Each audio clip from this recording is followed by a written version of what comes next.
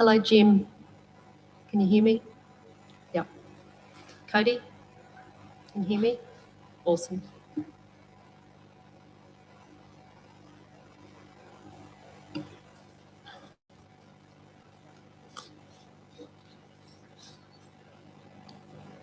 Okay. I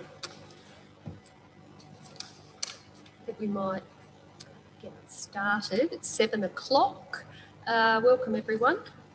My name's Karen Redman. I'm the Mayor of the town of Gawler. I'd like to welcome everyone here to the hopefully last council meeting of the year. And we do have a few things on our agenda tonight. I'm hoping we can get through them. If we can't get through them, potentially we have an opportunity to have a meeting on the 17th of December, but I'd really prefer not to have to come back here. I'm sure everyone agrees. So let's see how we go. So welcome everyone. I'd like to firstly acknowledge this land that we meet on tonight is the traditional lands for the Kaurna people, and that we respect their spiritual relationship with their country. We also acknowledge the Kaurna people as the custodians of the Greater Adelaide region, and that their cultural and heritage beliefs are still as important to the living Kaurna people today. Firstly, I'd like to welcome everyone who's in our community gallery this evening and who may be watching live on YouTube, I should say, not YouTube. There are a number of community groups and sporting clubs here tonight because we are discussing two items that will be a collective $320,000 that we're providing to various community and sporting clubs as a result of our COVID stimulus support. So I think it's hopefully that gets supported tonight. Firstly, roll call. We have Councillor Goldstone, Councillor Davies and Councillor Vallelonga zooming in. And you can see them up on the screen there, members and staff. And I think, not sure if the community can see those members, but certainly you can see the minutes up on the big screen in front of you. Welcome members who are zooming in. Also, we have everyone else here.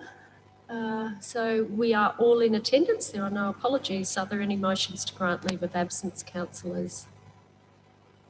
I don't see any hands going up. Awesome.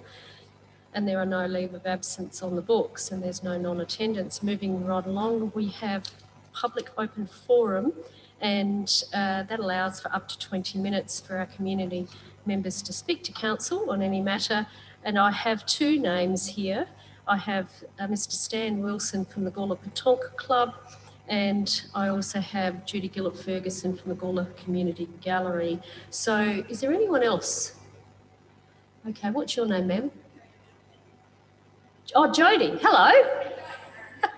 Yes, I couldn't see you. It's my eyes. Nice to see you again. Jody Malcolm. Yep. Thank you. Anybody else? No? Okay, so in that order, Stan, Judy, and then Jody. Thank you. If you'd come up to the podium, and you just probably need to turn the mic on, Stan. There's a little button that you hold down, it turns green. Is it on? Which one? I think it's already on, Stan, so you go right ahead. So on behalf of the Gawler Patonka Club, I'd like to thank the elected members for their initiative in putting this stimulus program forward. I think it's going to do a great deal towards the improvement of the infrastructure in the council-owned buildings. And plus, I would like to commend Bryce Norton for the way he's managed the project and the way he's carried it through. And thank you.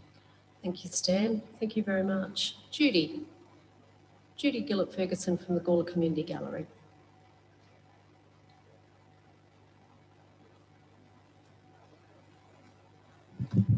I too would like to thank Council for all the support that they provided for the gallery over the years, and particularly more recently.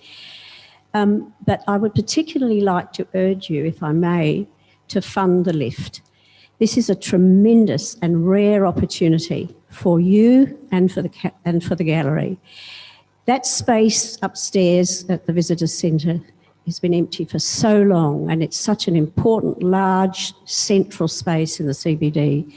And I think that it would be a great pity if this very important opportunity was missed. So I just would like to urge you to do that, if you would, please, and to thank you for all the support you've given the gallery over the years. Thank you, all of you. Thank you, Judy. Now, Jodie Malkin.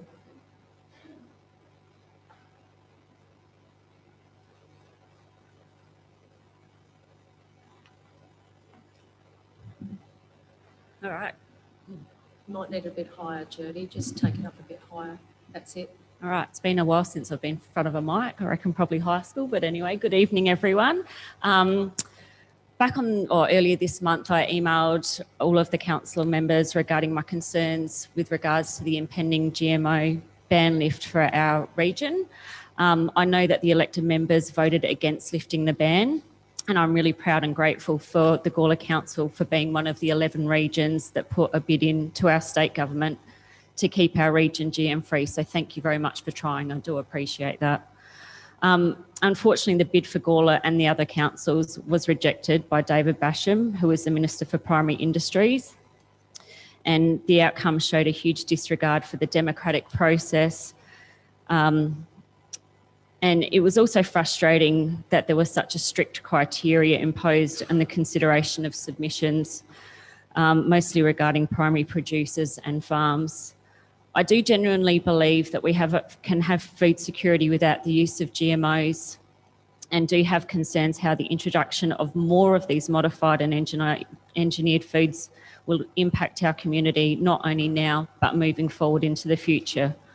I'm here tonight out of my comfort zone, but I felt so compelled to come and ask if the council would consider putting forward a motion at the next Local Government Association OGM, which I think is in April next year, to lobby our state government to remain GM free for the Gawler zone.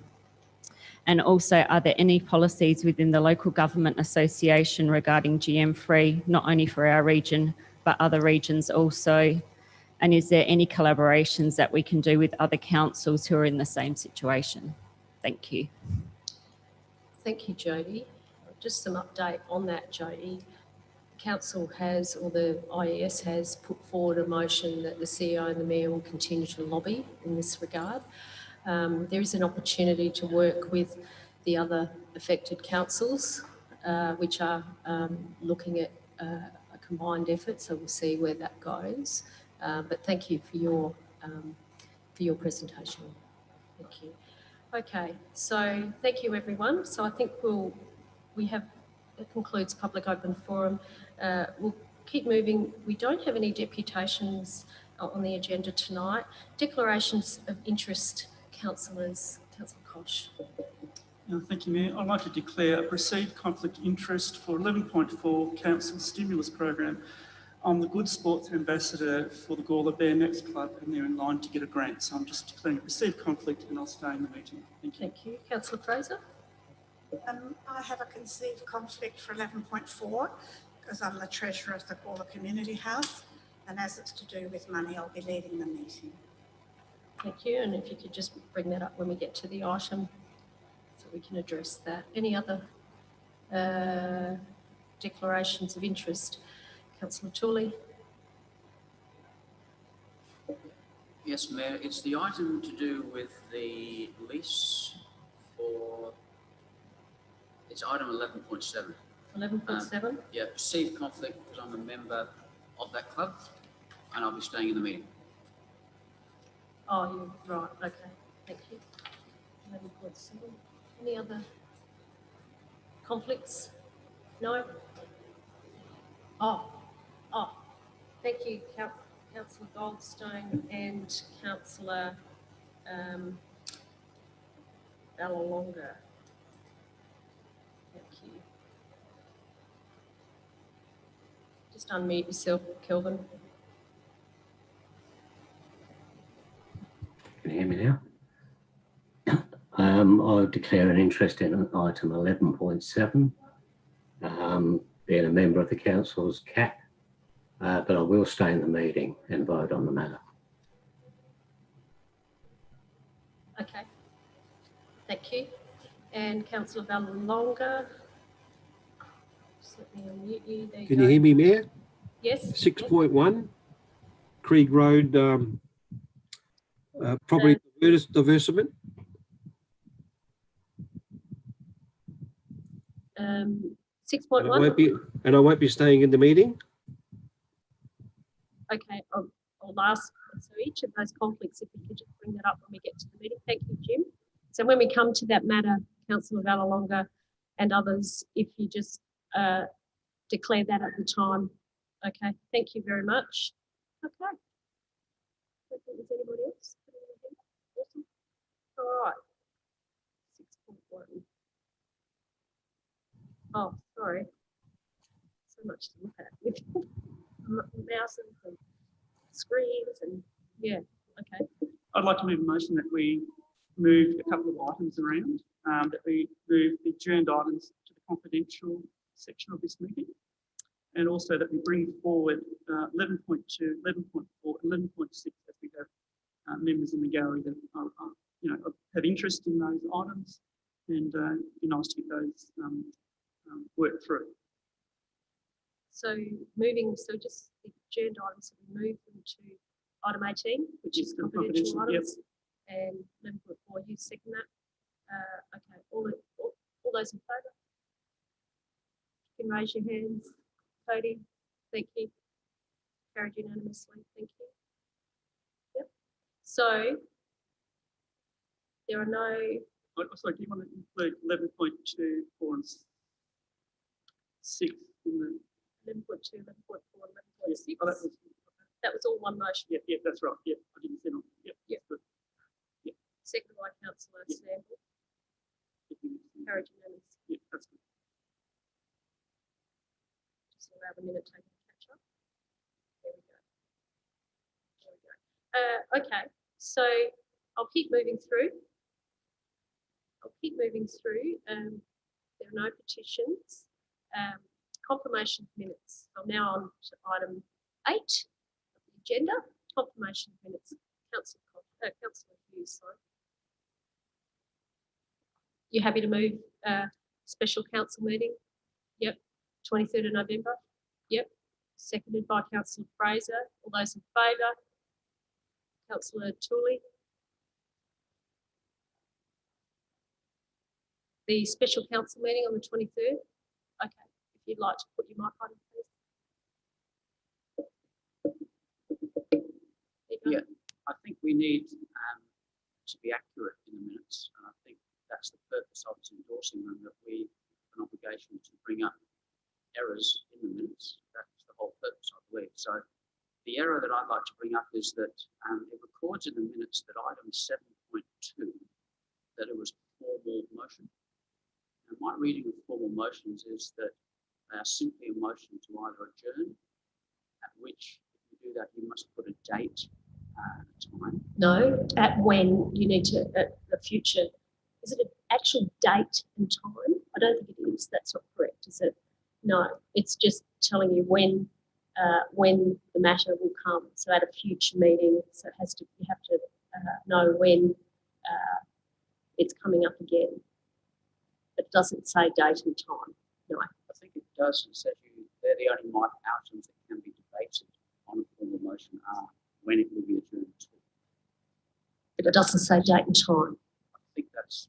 No, it says when it will come to. So it could be a formal, it could be a future meeting, or it could be a December meeting or a January meeting, or a future meeting.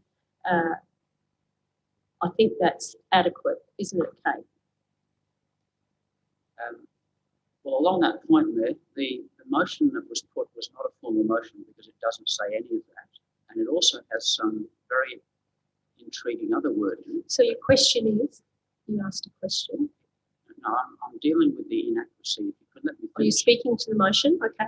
I'll take that you're speaking to the motion. I'm speaking to update. Quite often with minutes, when someone spots an error, they'll say it at this point. So that's what I'm doing. I'm bringing to the attention of the meeting an error.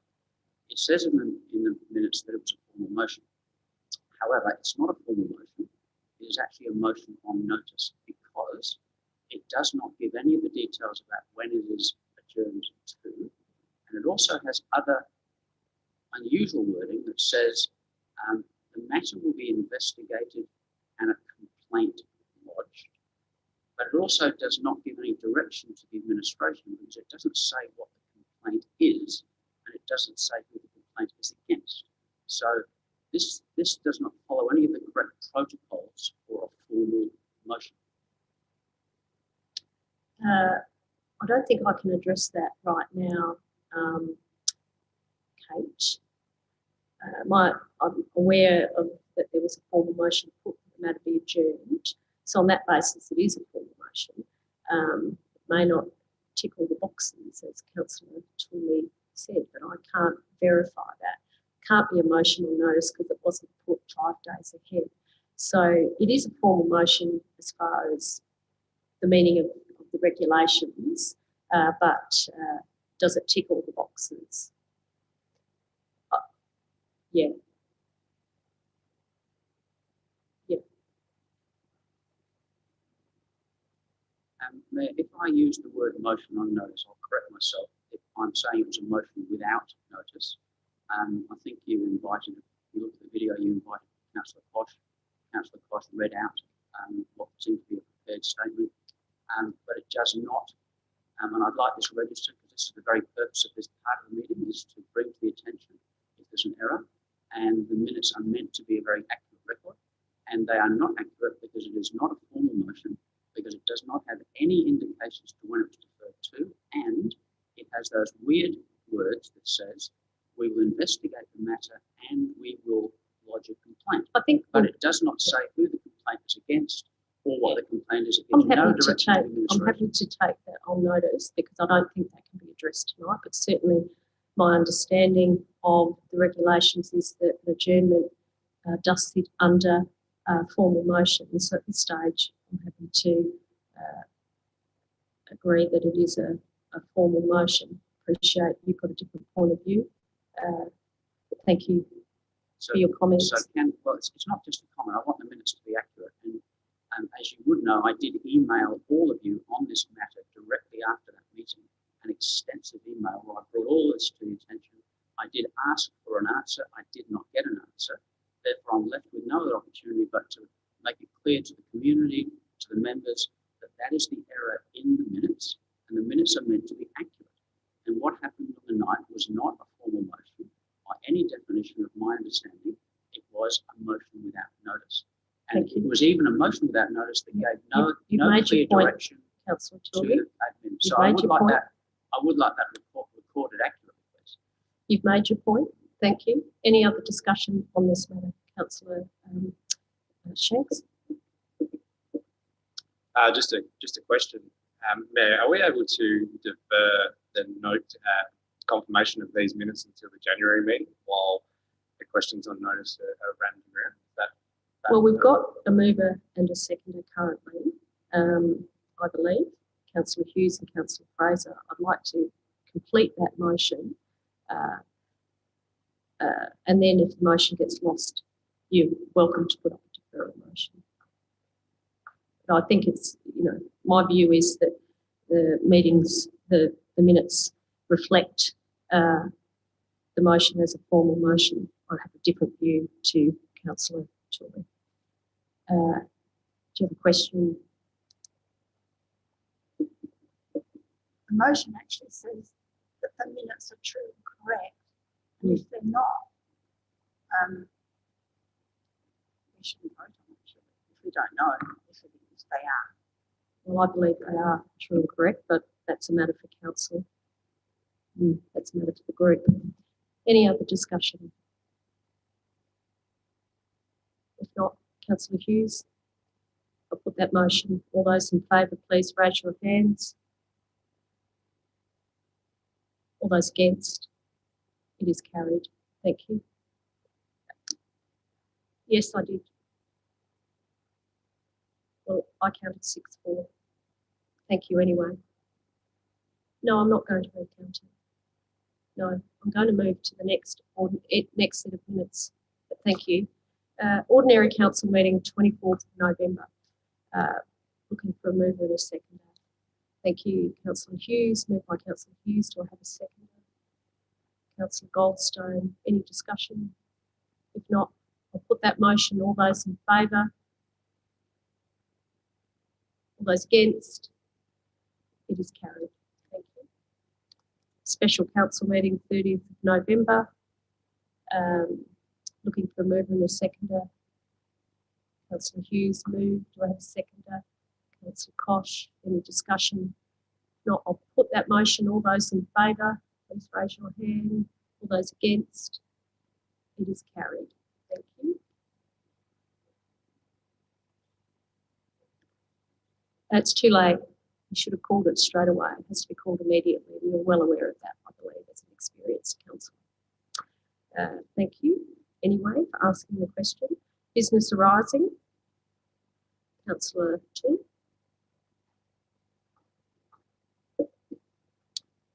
Thank you, Mayor. This refers to item 7.2 from the 23rd of November. My question is, why has item 7.2 not yet come before council? It was, you say deferred, I say it wasn't by wording, but even to use your language, it was deferred. We've had two opportunities, the 30th of November, the 15th of December, but the matter hangs in the balance and has not gone anywhere. That does not seem like good practice. Where are we at? CEO. Well, the matter has been progressed to the relevant authority and we're waiting on a response from the relevant authority. So it is proceeding in an appropriate manner. Thank you. Any other business arising? Yes. If I could just follow up then, CEO, what does that mean, an appropriate matter? Because the wording doesn't say anything other than a complaint will be lodged, the matter will be investigated. What does that mean? We don't know who it's about, what it's about. Did someone do something wrong on the night? What's the complaint about? It's recorded in the minutes, but it doesn't say anything more than that. Can you give us some insight, please? Well, I think the minutes are an accurate reflection of what transpired on the evening and in the context of that matter. And it's quite clear what it relates to and who it pertains to and which would otherwise be the relevant authority. So it's clear in my mind and I'm acting accordingly. Any other business arising? Yes, I listened to the audio again today on that, and there was a question taken on notice by Mr. Barrett regarding the cost of the cafe facility. He says he will take that on notice and get back. My question was about what it cost when we built the building to have a dedicated area devoted for that, and he promised to get back. But we've had lots of questions answered since that meeting, but we haven't had that one. Has it been? It's to do with the construction, wasn't it? Because I listened to that audio today too. Are you in a position? You happy to provide that at a later date as soon as possible, Mr. Barrett? Yes, certainly. Thank you. Certainly, I'll follow that up as well, Councillor Toole. Any Councillor Goldstone, see your hand up. If you can unmute, just unmute your microphone, please. Sorry, Kelvin. There you go. Hello. Can we just ask members to speak directly into the microphone because I can't hear anything that Councillor Toole is saying and Councillor Koch either. Okay, all right. Just bring it a bit closer to the gentleman so that the Zoom participants can hear you. Thank you. Thank you for that. If there's no other questions, I'll move on from business arising. Council member reports. I have, yes, Councillor Toole. Okay. On the, let me just get the, excuse me while I look up on the, where was it? The Saturday the 5th of December, the Headstone Project dedication service was held at the Williston Cemetery, which is the State Heritage Place. And Councillor Little, you might like to help me out on this. but there were eight servicemen from World War One acknowledged, and their headstones dedicated throughout the cemetery with appropriate acknowledgement from the Defence Forces of Australia. So there were somebody by the name of Hillman. In fact, I spoke to one of Mr. Hillman's descendants today, and they saw the dedication service on Facebook, and they're coming up to Gawler to have a look. Templar, which I'm assuming would be related to Templars, mats, and you might want to help Councillor Little. It was such a beautiful service. It was a formal military service, beautifully dedicated, and Stephen Patterson, representing the Premier, also came along and spoke. But I felt it was a very moving service. The weather was terrible, but despite that, I think everyone really was glad that they went. I'm not sure if you want to add anything, Paul. Oh, sorry. Yeah, you're basically correct. What it was about was that some of the First World War diggers who returned, their grave sites weren't looked after or protected and weren't located. So it's a initiative that started from in Tasmania. What we're doing is we're going around the whole of Australia, redoing the grave sites to honour those First World War guys. And you're right about Mats and Templar. That is Templars. He was one of the original, one of 4 sons who went. He didn't come home, the other 3 sons did. So it's quite a moving ceremony. We had a great roll-up of the Army, military, Air Force, Navy, cadets, both Air Force cadets, Navy and Army as well. It was attended by, I reckon, about 100 people. It's quite on a clean. The weather was shocking, but it sort of, to me, adds to the moment a bit. So I was impressed seeing the CEO getting drenched. Oh, that was good. That made me feel good because I was getting drenched. So I thought I'd throw it in with him. No, it was a good day. I was really pleased with the outcome from people of Gawler. Yeah. And it's showed dedication. And another thing while I was there is how people were impressed how the town of Gawler is upgrading the Williston Cemetery. So I passed on the compliments to previous councillors who approved that situation because it is a lot better. But it was a great day. I've got a lot of compliments from people complimenting council on the work being done at the Williston Cemetery. Your team, absolutely fantastic work, and it doesn't go unnoticed by the community. So thank you. Okay, now I do have Councillor Goldstone. Councillor Goldstone. Okay. No? Oh, no. Sorry, that's my mouse. It looked like a hand. It's okay. Sorry about that. Any other council members' reports? Councillor Tooley. Testing, Kelvin. Can you hear me? Hallelujah. Yeah, just briefly, we as elected members are conduits, aren't we, for the community. So I think it's appropriate that we give a bit of a flavour of how the community is contacting us. This last month, there's been 4 issues that I have been bombarded with by the community. That is either ringing me up or contacting me or catching me in a cafe down the street. And they are the Walker Place toilets. Has been a big talking point. And the ones that have rung me have expressed their disappointment in our decision as a council to proceed the way that we're going. The CEO's contract extension, a number of people have commented, they've read the articles in the papers and they've expressed their views to me regarding that process and their disappointment that it was a split vote. They didn't think that was a real vote of confidence, that it came down to the casting vote of the mayor. The GM zone issue has been another topic. I was surprised to be contacted in the way I was, but it was a great opportunity to certainly clarify my position on that issue. And as you referred to with the motions of the IES, we do have a couple of ways forward. And then the final issue is what's been raging around the community, which will come up later regarding the Civic Centre Cafe. So I don't know whether other members feel that they would like to share, but as an elected representative, I suppose it's a good pulse that you're perhaps doing your job. People feel confident in speaking to you and expressing those views. I've always been the view that we should do something with those views, that it shouldn't just be left between me and them. So sometimes those views end up in me bringing forward a motion to council, or me being more aware about how the community want to see a particular item dealt with.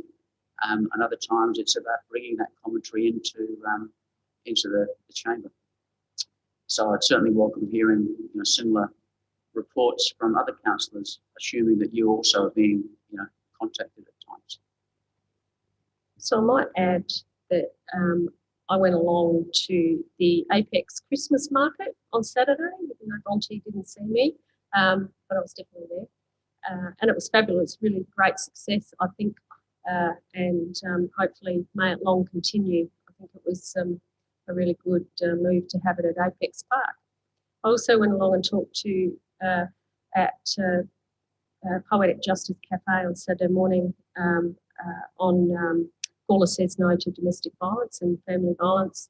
And there was also a vigil on Thursday evening for people that have been killed by their partners as a result of family violence. And 3 churches rang their bells out during that service, which was also quite moving. And then Monday just gone, which is yesterday, our volunteers of council had a thank you morning tea.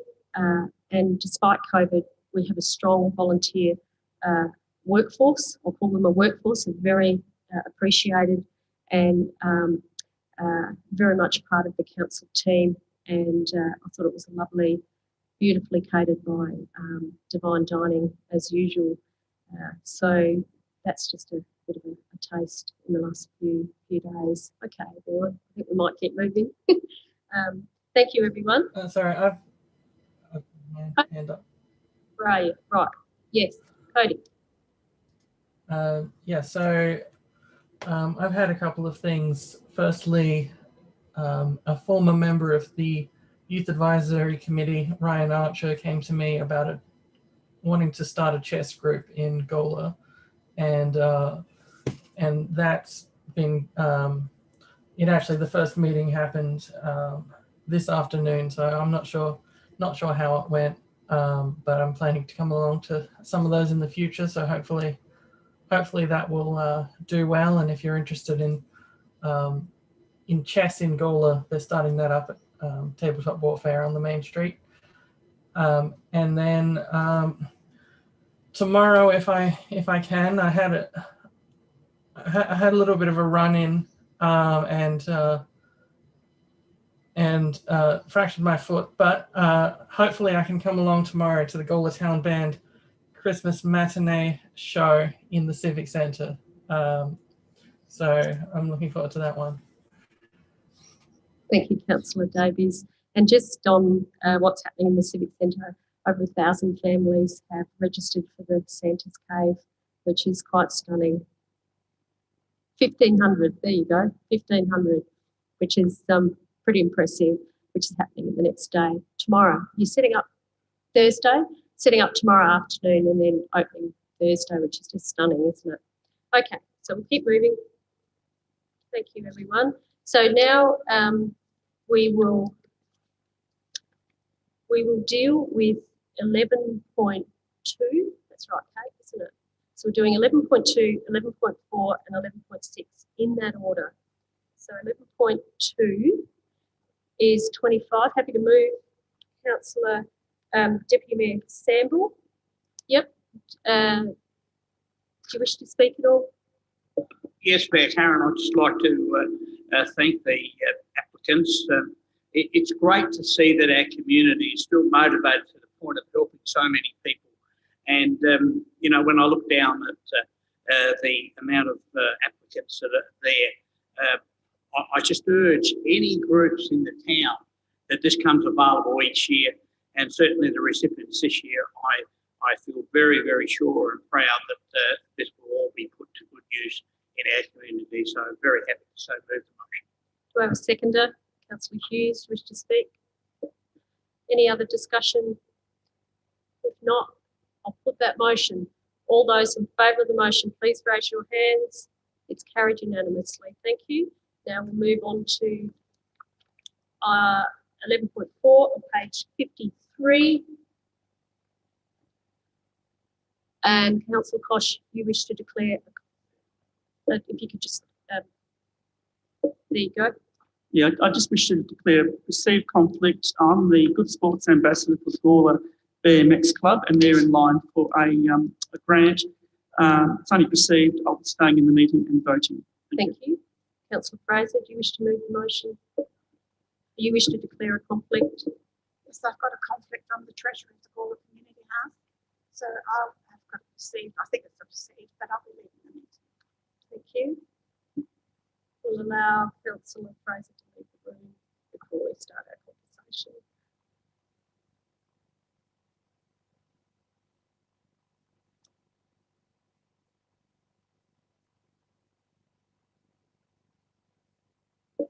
Councillor Hughes, do you want to move the motion? Yes, I'd be happy to move the motion to speak briefly. It's really good to see a lot of our community groups represented in the chamber tonight. It does actually show what a cross-section of our community is being helped by this, and I think the economic stimulus to all our local tradies and everyone else. I'd like to thank Bryce and the team of people from staff that helped with the applications as well. It's really good to see. It really is a wide range of assistance, and it's just really good to see some of a lot of it's council infrastructure that's been upgraded as well that needs helping. So I think it's really quite important for council and facilities. It's really good for the clubs themselves. And I think with COVID and everything else, this is quite good news to be able to present this and get this work going and help our clubs and get people doing things in our community, which is great. So yeah, I hope everyone supports it. Councillor Little. Yeah, I'd like to concur with. You happy to second? Yes, please. I'd like to speak. Councillor, I'd like to concur with Councillor Hughes' comments. I'd like to add a few of my own. It's good to see a great cross-section of sporting clubs. They're going to get some benefit out of this. Hopefully it's a start for some clubs, and that with the assistance of grants, we may be able to continue to support more people at a later date. So I'm most welcome to support this initial, because I hope it's a start for some of these clubs, but it's a great start. Thank you. Thank you. Discussion. Councillor Shanks and Councillor Tooley. Yeah, I am happy to support this, and I do thank everyone for coming. It does mean a lot. I also picked up in the report that I was pretty excited about was some of the funding that is going to these groups are actually going to do their own procurement and use their own contractors. I reckon that's fantastic.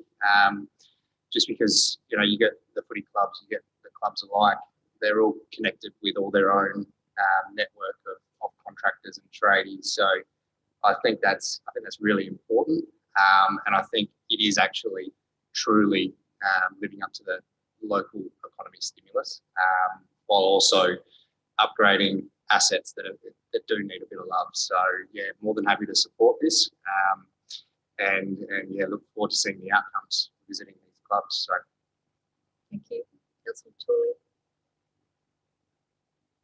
Thank you, Mayor. Yes, look, I think this is a fantastic spread of money. I don't think that any of the organisations that are here will have any trouble spending it, and I think it'll come straight back into the economy. Hopefully, it's very much back into the local economy. That where there is work that needs to be done in terms of improving facilities, that there'll be a priority given to our local community, and that is the whole purpose of the stimulus. I think governments have worked that out, that if you make money available, you know what, it eventually comes back. It's so many ways, not only in the taxes and returns that come back, but also in the well-being of the people that are affected. And this is a very broad spread, and I'm really pleased, even something like item 3, that we're able to be a little bit flexible with the rules and allow Meals on Wheels with the lead application. But sometimes rules get in the way, and sometimes rules need to be broken. So I'm really pleased that that's included in there. They'll get a Guernsey on that as well. So very happy to support this proposal. Thank you. Any other discussion? If not, Councillor Hughes, you happy for me to put the motion? I'll put that motion. All those in favour of the motion, please raise your hands. It is carried unanimously. Thank you. We can ask Councillor Fraser. Bryce, if you can ask Di to come back in, please. Thank you.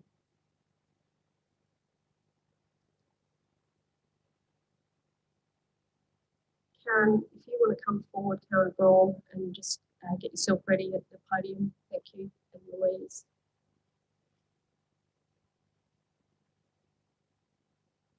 So I'm moving. Thank you, Di. So we're on page 88, Councillor Fraser, and we're dealing with the Gawler Business Development Group annual report and funding extension. Now, you're giving a brief presentation, ladies? Yes, we are. Mayor, councillors and council staff, we are presenting to you our annual report as required under our agreement with you. And you will see, you will have all had that. Karen can go through the nitty-gritty of the money, but we've certainly had a very successful year this year, and we anticipate a great deal of work in the coming year. This year we've had well over 2,000 contacts with businesses offering advice and referrals that have helped them stay afloat in many cases. The engagement has been fantastic. You would have all seen our greater emphasis on digital marketing with our videos and Facebook and some very innovative stuff there, and we have more to come with that. Perhaps I'll hand over to Karen to just very briefly give you a rundown on the money, and then if you have any questions, we're happy to answer them. Okay, thanks, Louise. Basically, all I really wanted to say tonight was just to go over again that the businesses that were terribly impacted by the coronavirus pandemic, obviously phase 1 was a response phase, phase 2 recovery phase. We are still very much in the recovery phase, and we expect that to be the same way for at least the next 12 months. And then phase 3 will be future proofing and growth, and that's where we'll move into some more tailored specific advice for the businesses. So it's been quite interesting during this period. I mean, this is something that no business would ever have seen before in their lifetime. And so the way that the businesses have dealt with this has been absolutely amazing. So personally myself, who's had probably the most contact with all of the businesses, I was really surprised at the upbeat attitude a lot of the time by the businesses once I got over the initial shock. So it was really quite good to actually see that. And as we say, over 2,000 contacts, but that was not necessarily 2,000 businesses. You must understand that's multiple contacts with the businesses, usually around legal, accounting, the COVID requirements and restrictions. We spent a lot of time going through those with them, and marketing and a digital presence. So that was probably the areas that we saw most need. Thank you, Karen. Any questions? You've got a question for, you want to move the motion? Thank you, Councillor Tooley. Do you want to present that? Thank you very much for your presentation. I don't believe, does anyone else have any questions, or are we moving straight into the motion? Move straight in, and then people can ask questions. Just stay where you are, ladies. There might be some questions. Okay. So I think we have the motion on the screen. Look, I'm very happy to endorse and put to the members that we support this motion. My observation of the group is that things have just been getting better and better in your effectiveness, in your connection.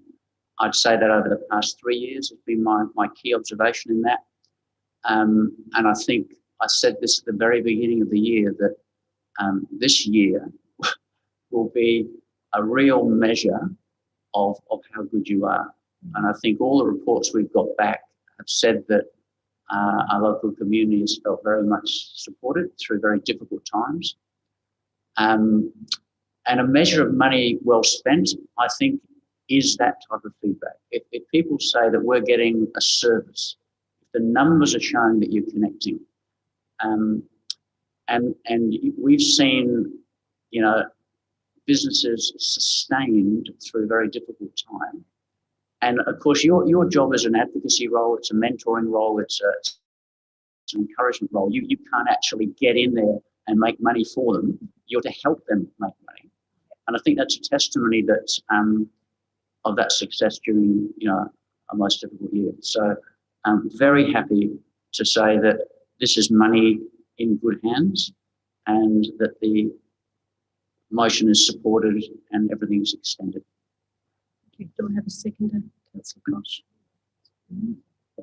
Yeah, look, I'm quite happy to support the second this motion. I too have seen the Goodwood Business Development Group really perform very well this year. Very trying times. The support they provided for businesses was imperative for a lot of their survival, and that's borne out in the reports that we see. And they've gone beyond just helping individual businesses. They've done promotions. They're Sambo on Saturdays. They're Tammy's Table, for example.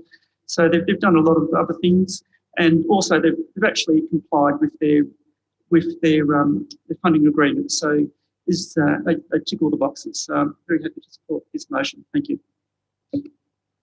Discussion, Councillor Shanks. Yeah, I won't repeat everything that all the other councillors have said. I'll just endorse that, but then also just sort of highlight the things I'm excited about moving forward as well. I've sort of watched the last couple of years, obviously only being on council for the last two, the conduit that you've seemed to really strengthen with local business. There isn't too many business owners that I speak to now that don't know about the Goolwa Business Development Group. And I've seen that really, really take hold, especially this year, and it's really great to see. And it's a very valuable asset, I think, because there will come a time where we need to be able to tap into that engagement. And there's probably some things that you guys are doing that we potentially learn from as well, partner with, in my opinion. So, yeah, look, I really look forward to moving forward and really utilising what you guys are building. So, yeah, I congratulate you for it. Thank you. Any other discussion, Councillor Hughes? Yeah, agree with the other councillors. It's also, I'd like to note that it's not just been this last COVID period. Your stats and contacts have been up for nearly 2 years. You've been really busy, which is really, really good. And yeah, that's really, and now with COVID, that's on top. And you've got a bit of carryover, but that's because of COVID. You couldn't have the events, and that's all understandable. And got plans on how for future events, which in the past those events, when we were allowed to have them, were really good. So it's really good, and it's great work. So thank you very much, and yeah, keep working with the RDA as well. I think when you look at the stats, when you work with the RDA and the numbers of people and things like that, it's really handy, and I think that's a real value add too. So thanks for your work. We certainly endeavour to make the very most of the money that we have, because as an organisation, compared to many other organisations, we actually have a very small budget, and we do get a lot of comments when we're discussing what we want to do with somebody and they ask what our budget is. They go, "Oh, is that all?" But we've managed to make every dollar count, and I believe we get huge value for our money. Thank you. Any other discussion? If not, Councillor Tooley, happy for me to put the motion. Thank you. I'll put that motion. All those in favour? Carried unanimously. Thank you. Thank you, ladies. Congratulations. Okay. So now we move back to page 8. We are now doing 11.1, draft Town of Gawler Community Plan. Happy to move that way, Councillor Samble. Do you wish to speak? Yes, Mayor Karen. I'm happy to speak, and I would want to congratulate the strategic planning team for the work that they put into it. But I'm going to throw a bit of a bombshell out there because, you know, we have a magnificent town here. They say there's 22,000 people, 14,000 people allowed to vote, but we had 90 responses to this program. Now, you know, that's not really good because everybody that lives in this beautiful town wants to see it go further and further. We must ask the people to get closer to us that are making those decisions. 85 surveys and 5 submissions. You know, I don't think we can hang our hat on that. I really don't, because the people of Gawler love the town. We must get closer. How we get closer, we must listen more to the people. And when the staff go to a hell of a lot of trouble, you know, when you see this questionnaire that's in there, it's so easy to, I mean, I failed first year twice, and even I could fill it out, you know. So why it is that we're not getting the community to be involved in these things, I don't know, because the management staff are working very hard to know what people of Gawler want. So I can just please urge everybody in Gawler, whether it's a voting time or whether it's a survey for a community town, which is to a community plan, this is to 2030. You know, I probably won't be here, but, you know, like hopefully Gawler will be better. So I urge you to support this recommendation here tonight, councillors. Thank you, Councillor Hughes. Do you wish to second? Yeah, yeah, I agree. But it is really, important plan, and yeah, it was interesting some of the different comments we got, which was, I think, working towards some of our other overall goals. So the feedback that we did get, I think, is really important, and to thank those 90 people, I think is really important that made the effort. Some years with our budgets, we get 1 or 2 or 5. Yeah, so it is really important, and I think working through all our other community groups within the town is good, and some of that's fed back through the plan, which is really good to see as well. So happy to see. Discussion, Councillor Fraser. I think it's really important for the community to know too that their feedback doesn't go unnoticed. Some of the report was actually changed. The wording in it was changed because of the feedback. So I think that's really important for the community to know that we do listen to what they've got to say. Thank you. Any other discussion? Councillor Toole. Yeah, just a question first, Mayor. Could Councillor, or Deputy Mayor, point me to this figure of, was it 85? 90. I think Brian said 90. What page was that on? Because page 10? Page 10? Answered that question. So did you wish to speak, Councillor Toole? Yeah, I just can't see it on page 10. Whereabouts is it on page 10? Because when I read...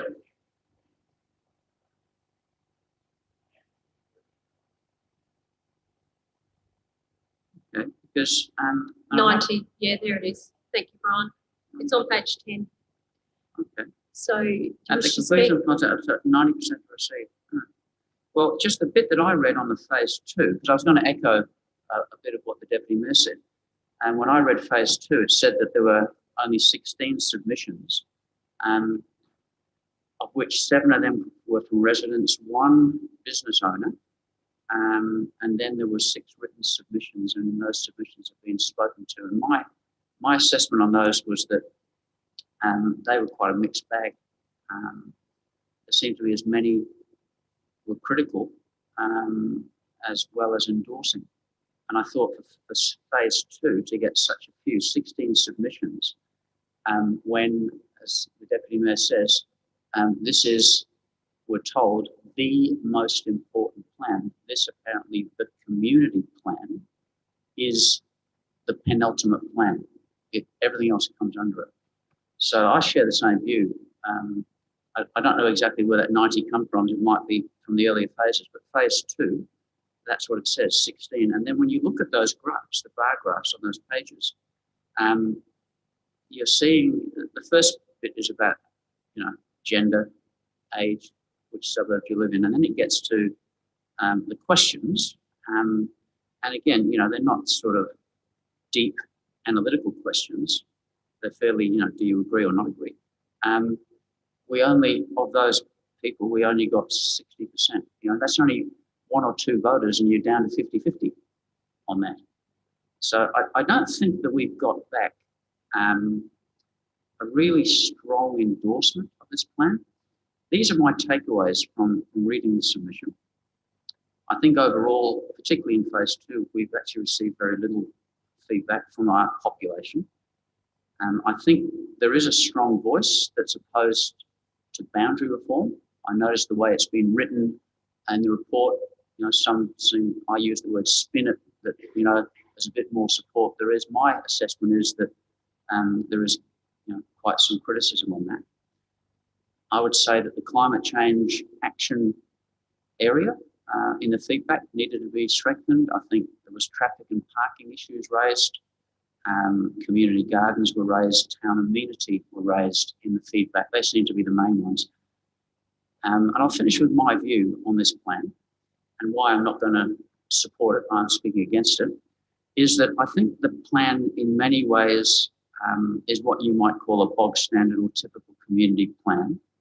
And I think it really, for me, it lacks local soul. I think it particularly lacks what I would call a real vision for the future, if that's what it's meant to be for the next 30 years. These are the things that I thought really could have jumped out as a visionary for our town, and they're not really reflected in there. That is the electrification of the railway and the uplift potential, the potential for the rural zones to be significantly embraced and developed in a way that complements Gawler, the northern precinct and the potential for a park and ride at the Gawler Central, serving the Roseworthy, Freeling, Barossa South, solving the parking and traffic issues. We floated ideas like, why not a really long linear car park along High Street, visionary thinking with links through to High Street. The southern precinct down around the Gawler Mill as a real entertainment and dining, and that type of centre in the town has so much potential. And finally, I think we are not making enough about climate change mitigation and adaptation. Again, unless you've got your head in the sand, this week, the United Nations have said every nation needs to declare a climate emergency. David Attenborough has been in the ABC, extinction linked to climate change. And to me, in many ways, this plan is a bit of a business as usual plan. And it thinks we're going to get to 2030 without climate change whacking us. And there's more pandemics coming because of climate change. So these are the reasons why I can't endorse this plan, because I just don't think it's really captured what it could have captured. 20 seconds. What it could have captured as a visionary document to set a blueprint to take us forward. I think it's missed that opportunity, sadly. And I don't think we have a strong endorsement from the community. Thank you. Thank you. Any other discussion? If not, Councillor Samble. Oh, Councillor Shanks. I actually like the layout of the community plan. I think it's engaging, sort of palatable. It's a document that's easy to follow. I like some of the other elected members. I'm a little bit disappointed in the uptake in our engagement, and I think that's sort of coming to a theme that we really need to address as a council. I could have supported this motion if point 4 wasn't there and adopts the Town of Gawler Community Plan as attached. Don't get me wrong, I like the community plan, but I do pick up in the officer's report on page 24. We actually talk about the risk evaluation, and it's a very valid point the community plan 2030 plus is not a true reflection of community sentiment. Now, that's a pretty heavy risk for me. I don't like advancing on something that I think looks pretty. I want to be able to really get into what that community sentiment is and what their expectations are. And I think there's a lot of good in this plan. And I think there's a lot of opportunity to really put that out there and really engage. So being it's an overarching document, just sort of flagging it through and adopting it as is, I just don't feel comfortable in doing it based on the minimal uptake that we had. I do thank the community members that took the time. I know everyone lives busy lives and it is hard to fill out these surveys. But there's a process here that we seem to be missing the mark a little bit. I think there's some tweaking that we need to do before just, accepting this overarching document that we're going to be setting the way we move forward. So, like I said, I'd be happy to accept the first 3 points, but the fourth one, I think that we've still got some more work to do, in my opinion. So, that's where I'm at. Councillor Koch. Look, I'm happy to support this, and I'm happy with the whole four. This is just a continuation of where Gawler is and how it will move forward. What I find is that people want stability in some respects, that they want to see something that's rational, that's feasible, that's viable, that's sustainable going forward in the community. I know we can talk about radical this and radical that, but I do know that the Gawler community is happy with the community plan. If they weren't happy, they would have been knocking the door down. I've been here 10 years on council, and I think that's pretty much the view of where the community is.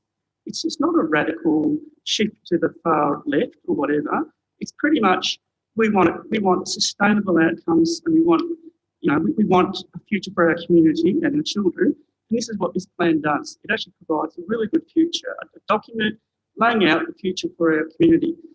We can tweak things, we can do things, but we do need a good community plan. And this is what it does. It is a good community plan. So because of those reasons, I'll be supporting this, and I hope other people support it as well. Thank you. Thank you. Discussion, not Councillor Sample.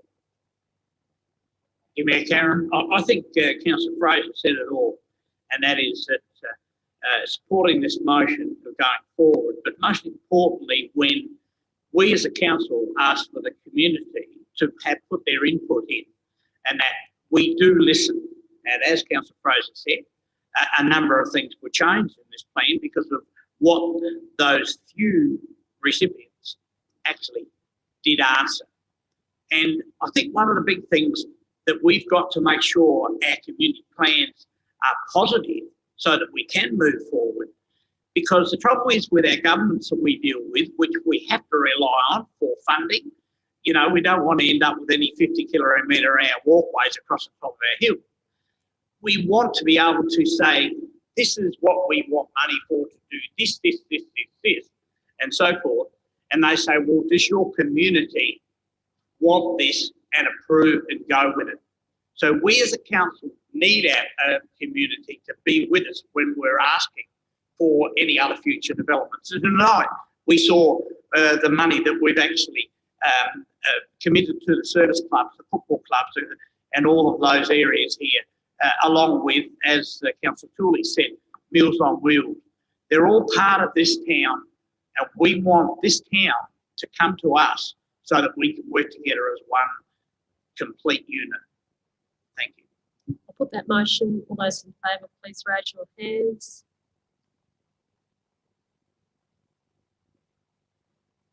All those against? I can't see you voting, Jim. Thank you. All those against? It is carried. Thank you. Councillor Tooley has called a division. All those in favour, please stand. Just raise your hand, Councillor Goldstone, Councillor Davies. Thank you, Cody, for leading the way. Well done.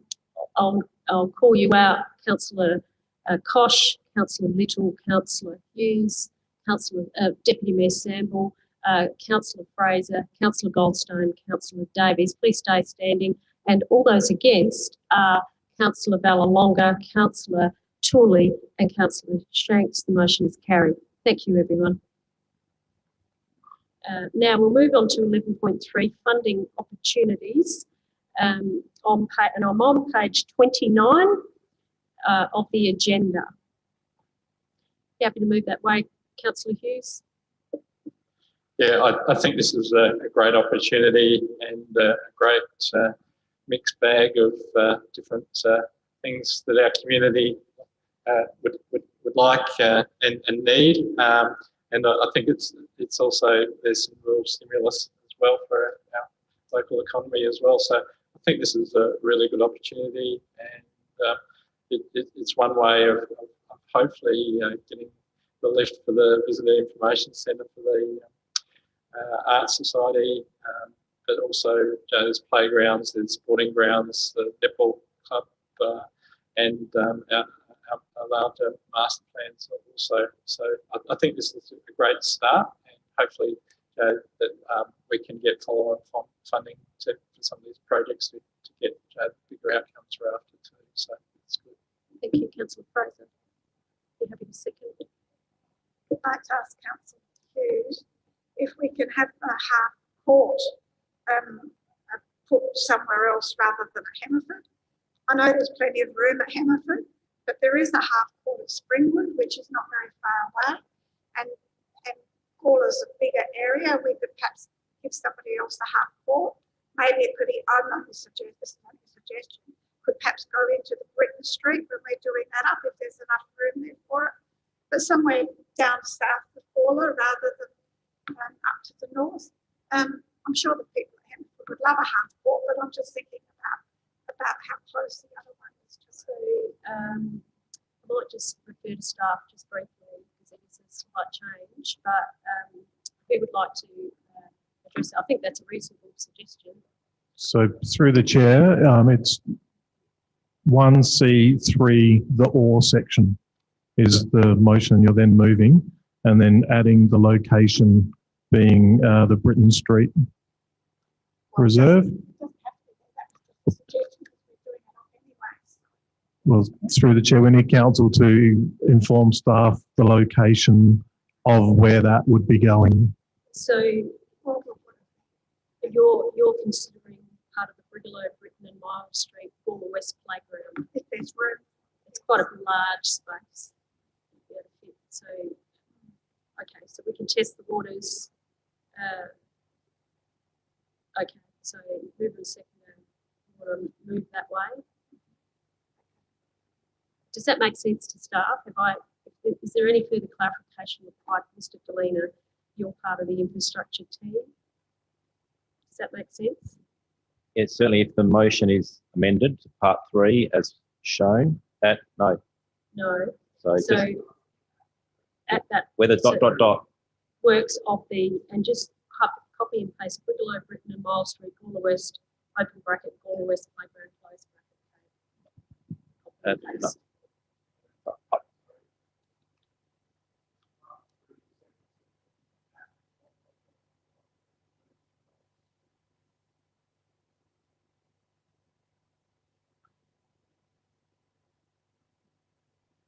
So go down, Kate. No. No, it goes up to 100. Okay. So what we're asking is 120,000 for the delivery of increased scope, including, so we're looking to remove the 25,000, which would take it down to $95,000. Is that correct? That's right. 95,000.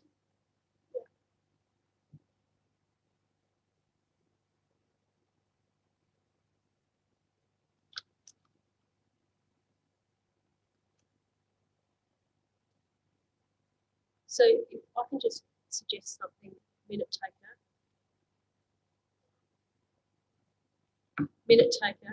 Kate,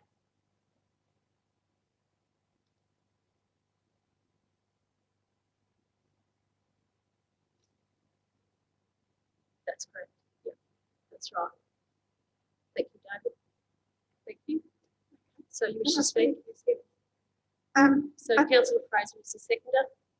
Yeah, thank you. I think this is really good. The money is spread out over the whole community in different aspects of the community. It's not all sporting, but it just helps out so many people, and it's really great. I'm pleased with that. The Essex Park, the showgrounds, the half court there. I always thought that was a good spot for an RV park myself, but I wasn't here when we discussed all that. And then the other thing that I had here was to put the half court in Britain. So I'm happy with the way it is now. Thank you. Discussion? Councillor Tooley. Question first, Mayor. C part 1, is this new money or is this the same 100,000 that we were told we received for the building of a disabled access toilet? Is it the same 100,000 or is it a different money? It's the same 100, it's different. So it's at Martin's Place. Through the chair, it's disability different. toilet. It's for the same project. Yeah. It's funding the council's contribution through a different grant. That's right. So the grant is the Local Roads and Community Infrastructure Program, which is the $912,000. Correct. And we've already received it. Which we've received. Which we will receive. Yes. We have already been advised Ms. Tessa for $100,000 from the Department of Human Services yes. for the Changing Places toilet, which is this facility, but there's a shortfall in funding, which we're looking to this other grant opportunity to augment. So it's the same project. And then, what then is the total cost of the, if we call them the Martin's Place toilet facility? What's the total cost of that facility? Remains at the same as previously reported to council. I think it was 275,000. 275.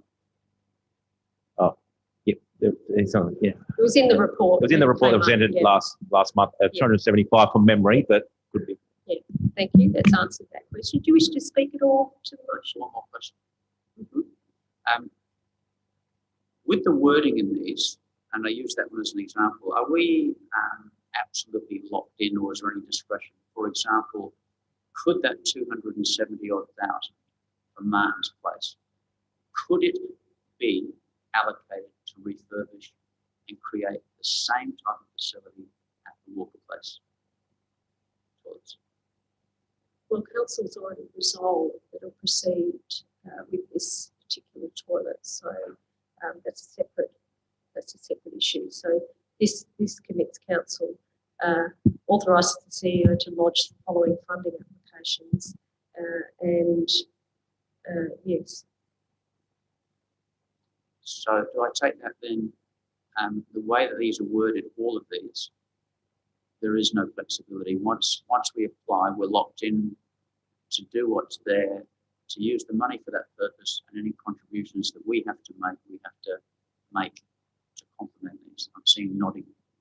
These are funding applications, so it's pending outcome. Some of this is money that we will receive. For example, 1C, we are receiving that money, but there are others are funding applications, so they're pending approval. I think that addresses that. Any other discussion? There'll be none. Can you just scroll up? Sorry, Kate. Can you just scroll up? Councillor Hughes, you haven't for me to put the motion. I'll put that motion. all those in favour, please raise your hand. All those against? It is carried. Thank you. So that deals with that one.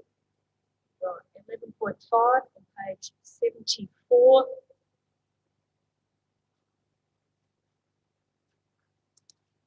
Councillor Hughes. Yeah, I'm happy to move this direction. I think it's part of the process that we've been in, and this, I suppose, fourth or fifth time it's come back to council. It might have even been more times, but it's part of this whole process that we're going through. And yeah, I think the reports and the supporting documents are really strong. So I think it's important that we continue on this process. Thank you. Do I have a seconder for the motion? Councillor Little, do you wish to speak at all? Discussion. Councillor Shanks. Yeah, look, I won't bore the chamber. Sort of repeating myself, as Councillor Hughes pointed out, it has come back to us a couple of times now around boundary reform, and I'm probably boring members. Look, for me, I saw a lot of potential with boundary reform. I think there is some importance there, and I have an opinion that yeah, there is a lot of value. Unfortunately, the way that we've gone about it, I can't support. So yeah, unfortunately, the way that it sits, unless I see an officer's recommendation to do the boundary reform and engage in the community consultation in a different manner and capture a true and accurate snapshot of what our community wants in this regard, given all the facts and figures appropriately, then I won't be able to support anything with boundary reform moving forward. Just yeah, so it is a shame because it is an item that I'm actually quite passionate about. But yeah, look, we're here, and yeah, unfortunately, I can't support it. So. Just any other discussion? Councillor Tory. Yeah, unlike Councillor Shanks, I'm prepared to bore people. This motion, though, is different. People say, well, it keeps coming back, but you've got to remember it comes back in different stages. This one is different to the others in that this is actually endorsing a progression of a formal lodging to stage 2. When I contacted the Boundaries Commission recently with a complaint, they said, well, we actually haven't had the stage 2 lodged yet. So we'll be contacting you once it gets lodged. So we have to go through these stages, and this is that stage. The reason I can't support this is that I think the proposal is flawed. I don't think we have a mandate for this. I've said that from the very beginning. I've heard people express the other view, but my own search of the media, I've lived here since 1980. I disagree with anyone that says we've got a mandate to do this. I think the voice of those that were opposed through the community engagement, I think they should be saddened that their voice has been discounted. I don't think they were ever told that if you fill in the survey or if you come to a community consultation, as we've been told in answer to my questions, that the purpose of that consultation was really to gauge the local community's voice. That's what I've been told as the reason why the report had a section removed, that the voice of the local community was strengthened by square holes or square pegs, whatever they were.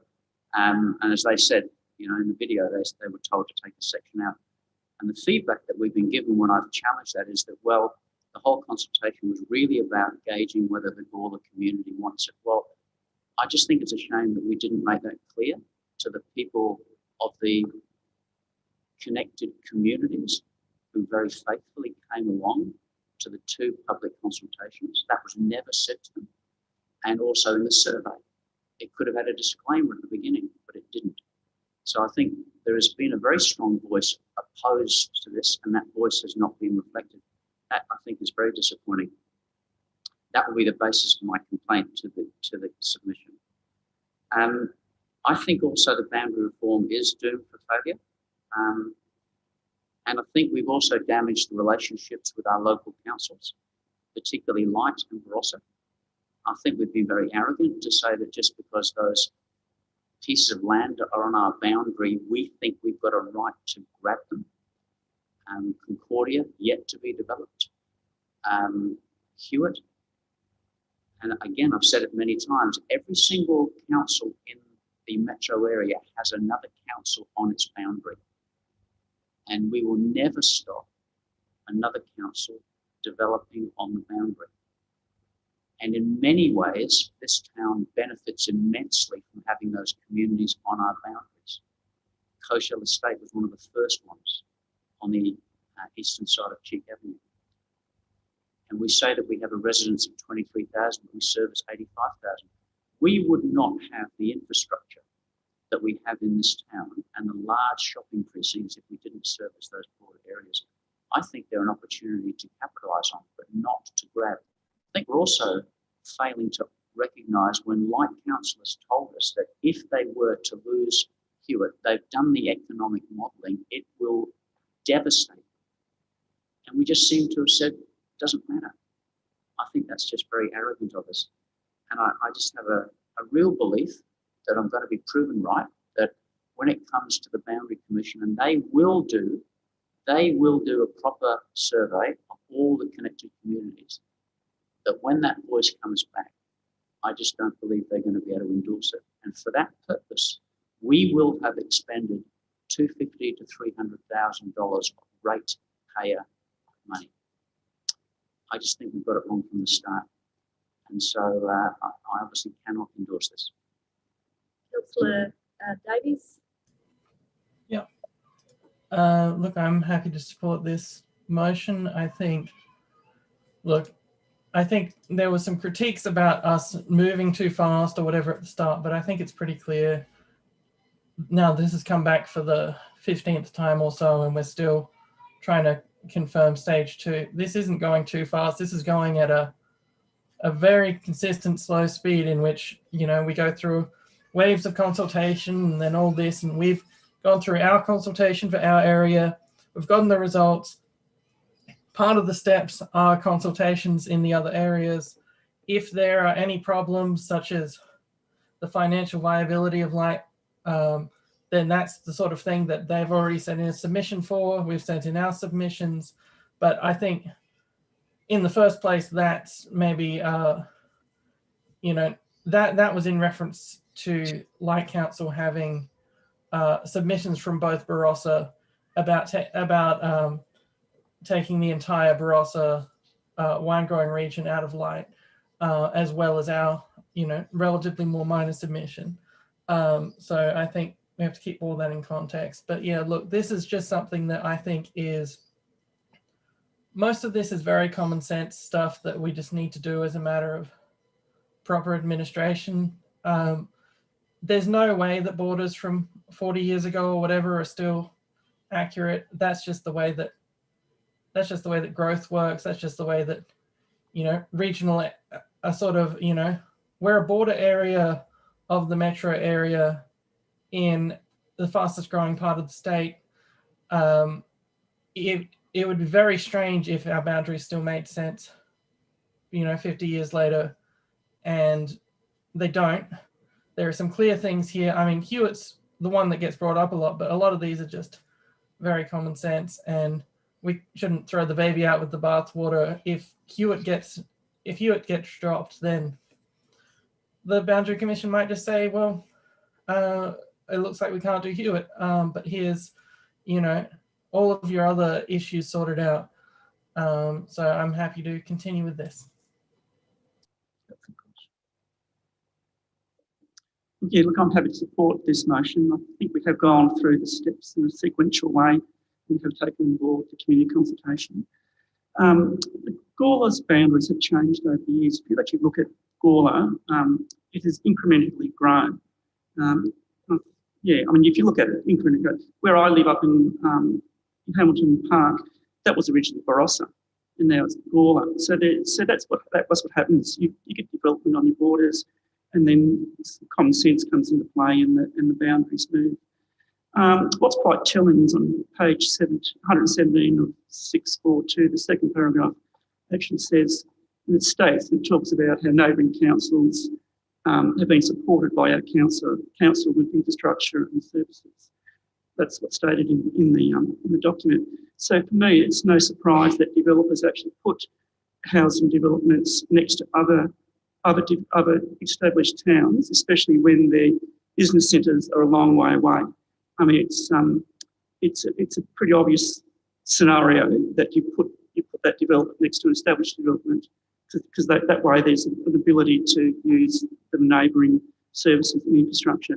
It's actually completely different to an urban situation where each council actually provides its own infrastructure. If you actually look at the urban, each have their own library, etc., etc., etc. In this case, that's not the case. So, also, it's no surprise to me that the majority of all the residents support boundary reform. It's something that people have spoken about for many, many years. It's also not a surprise to me that the people of Hewett are sceptical about change. People always are sceptical about change.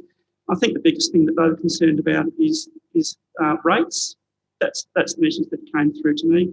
It's also no surprise to me that many people in Hewett view Gawler as their community of interest. You only have to look at where they actually shop, they go to church, where they're involved with sport, etc., etc. Gawler is their community of interest. But my biggest concern is what's happening out at Concordia.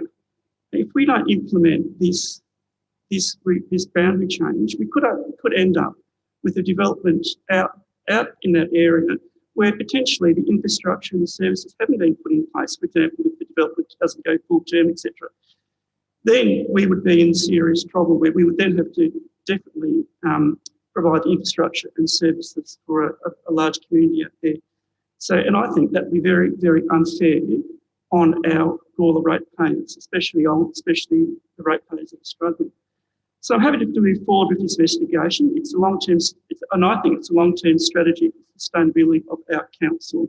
So I encourage all councillors to support this. Thank you. Any other discussion? Thank you, Mayor Karen. Well, I certainly can't support this in its entirety. And this is a bit like this bloody virus that we've got at the moment. You know, like the Boundaries Commission, you know, we can't see them. We can't really sit down like this and talk to them or whatever. But I certainly support 5 areas that maybe Gawler could grow. And that is certainly, as Councillor Koch said, the Concordia area, the Area 3, the portions of Calbeaver, the Area 5, Everson Park and Reed and Hillier. Now, they're areas that, without a doubt, it would be good. But how do we get that message to the Boundaries Commission? And, you know, like, yes, if we go for all of this, as was said before, that the councillors of Light and things like that, you know, we've got to have rocks in our head if you think that Light are going to say to us that, you know, like, yes, you can have Hewett. What a beautiful suburb. You know, it is set up so beautiful. You drive out there any time, you won't see any high grass. You know, like, everything is beautiful. You know, no council is going to let that go unless it's going to be a fight. I don't believe we should have a fight. I believe, again, I'll reiterate again, I attended the public meetings for this and I saw the same faces at both the public meetings. Now, sorry, community, we need you. We need you to support these sort of projects. They're huge and they're going to cost us a lot of money. So we need to do it right so that everybody in this town, as Councillor Tooley said, you know, for the Business Development Board, up to 90,000 people a day use this town of Gawler. That's a lot of people. Well, you seem to know that if you try to cross the road. But, you know, like, that's how big this town is growing. So, you know, I can't support the entirety of this motion, but certainly the 5 areas I believe that if we could only get and sit down with the Boundaries Commission, then we might be able to put some input, but I would not listen to us other than what we've put forward to now. So, thank you.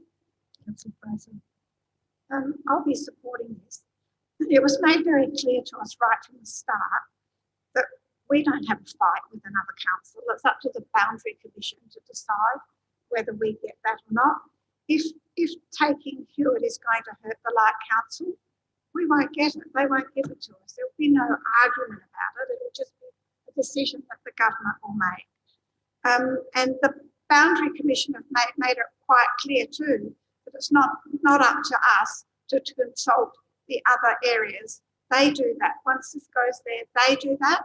All we have to do is consult our own residents and get their feel for it. And as Councillor Koch said about going out to Concordia, then if they half develop it, and then if we have to come in if we come in and take it over, it's a huge expense to us. If I remember rightly, Cosham Estate had really poor drainage, and Gawler Council had to spend an awful lot of money on doing the drainage up there because the Barossa Council didn't do it. So, you know, if you can get in from the start and have things done properly, well, then it's so much better. But, so I'll be supporting this. This is just another step in the process. You know, in the end, it might come back. Oh, it's not going to work. But this is just another step in the process. Any other discussion? If not, Councillor Hughes, happy for me to put the motion? I'll put that motion. All those in favour of the motion, please raise your hands. All those against? The motion is carried. Thank you, Councillor Tooley. Councillor Tooley has called a division. All those in favour, please stand up or raise your hand. Thank you, Councillor Davies and Councillor Goldstone, if you can keep your hands raised. So all those in favour are Councillor Davies, Councillor Goldstone, Councillor Kosh, Councillor Little, Councillor Hughes, Councillor Fraser. All those against are Councillor Tooley, Councillor Vallelonga, Councillor Shanks and Deputy Mayor Samble. The motion is carried. Thank you, everyone. You may put your hands down and take your seats. Okay, so now we'll move on to 11.7, which is on page 96. Public consultation update, Councillor Hughes. Yeah, I'm happy to move this motion, and yeah, hopefully it all works out well for the club in the future. Thank you. Do I have a second? Councillor Little, I think you got your hand up first. Do you wish to speak? Any discussion? Councillor Tooley. Question, Mayor. Has the drilling already taken place? I'll let the CEO work through that. Yes, the drilling has occurred. It was earlier. Wednesday, I think. Last week. Last week. Unfortunately, the car club gave instructions to the drilling company to stop drilling down to 6 metres. At that point, they didn't hit natural soil, terra firma. And so, unfortunately, it's a little bit of a setback. The club's sort of just waiting on some advice through an engineer in terms of what some options might be. But we always knew from the beginning of this initiative that it would always come down to, you know, how deep the footings would otherwise need to go to secure and allow for an appropriate construction of a footing system. So there has been a little bit of a setback, but we're still in discussion with the group relative to the site in question.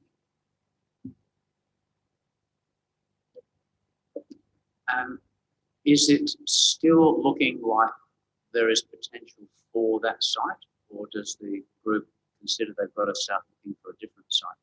CEO.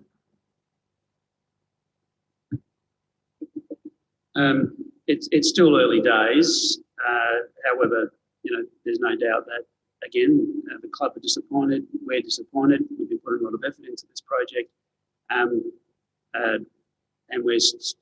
we're not at the position as yet to conclude that there's no future with the old waste site, but it's not looking promising. And yes, conversations have started to refer to other possible alternatives. So, you know, we're sort of opening up conversations with a couple of fronts. So, point 4 notes that a further report will be coming back as soon as possible, I would suggest. Okay, I think that's probably the best way forward at this stage. Councillor Shanks, did you want to? Okay, thank you. Yep, certainly. Yeah, look, I don't know what to make of that news, but I think it doesn't impact on the motion as it stands, because essentially I think point 4 will come back to us. I'm no civil engineer, but my understanding is that you do get building on landfill sites. And it all comes down to the nature of the building and the type of footings that are needed. And if you were to put a fairly substantial multi-storey heavy weighted building, then you'd have to put piers down and you'd have to have certain footings. However, if you end up with a fairly broad, flat pan of footing on which a lightweight structure is almost self-supporting, that those type of structures can be quite viable on that type of service. So let's hope that that can happen, because I do think it's a good location. What else would we use that land for? So it puts it to good purpose. You can park on it, and you put a fairly lightweight structure, which is what I think they need, in which you can have hoists and things, none of which should require massive footings. I noticed that in other landfill areas around the town, I know one developer who has been approved, and it's to the point where a very, very broad concrete skin is put over the surface that covers any potential gas leaks. It seems to meet all the boxes. So there's certainly ways forward. And so I guess let's hope. We have to wait and see the next report, but let's hope there is some potential for this group. They've been waiting for a very long time. Yes, thank you. Councillor Sullivan. Thank you, Mayor Karen. And I agree with many of the points that Councillor Philly has said. And I urge you to support this motion because of the amount of work that the Car Club has done in looking into doing this. As the CEO said, about the point the drilling only went down to 6 metres. But I remind people that when you drive down and see the CWA Hall in Jacob Street, and you get down and see the CWA Hall and then 4 houses sitting there, as a kid, I used to scavenge in that rubbish dump there. And that rubbish dump would have been at least, I mean, if you fell off the side, you probably wouldn't have got out of there. Now, this house was built on top of that. And as Councillor Tully said, this is a light structure. And right from the word go, I asked questions. Why could it not be that a complete cement slab was put over the whole floor of the actual shed, which is like built on a cement slab sort of thing?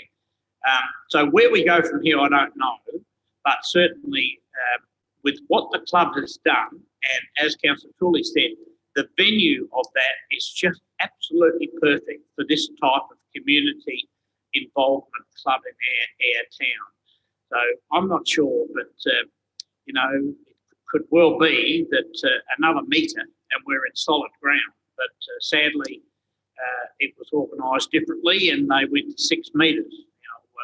We don't know. It'll be really known how to, you know, who can come up with a drill to go down for 7 or 8 metres. It'll be one of those things. But cement slab has been done on the houses down there next to the CWA Hall at Todd Street, and I can't see why we can't do it with the shed.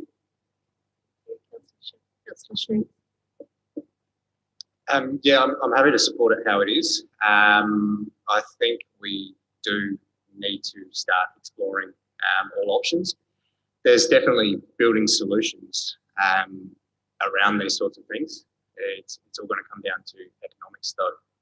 Unfortunately, some of these ideas of drop piers and getting down to natural ground, and even lightweight structures that have live loads taking into account hoists, etc., they're all based on calculations that an engineer will have to sign off on. And it's in my experience, engineers aren't that comfortable signing off on a floating slab like that.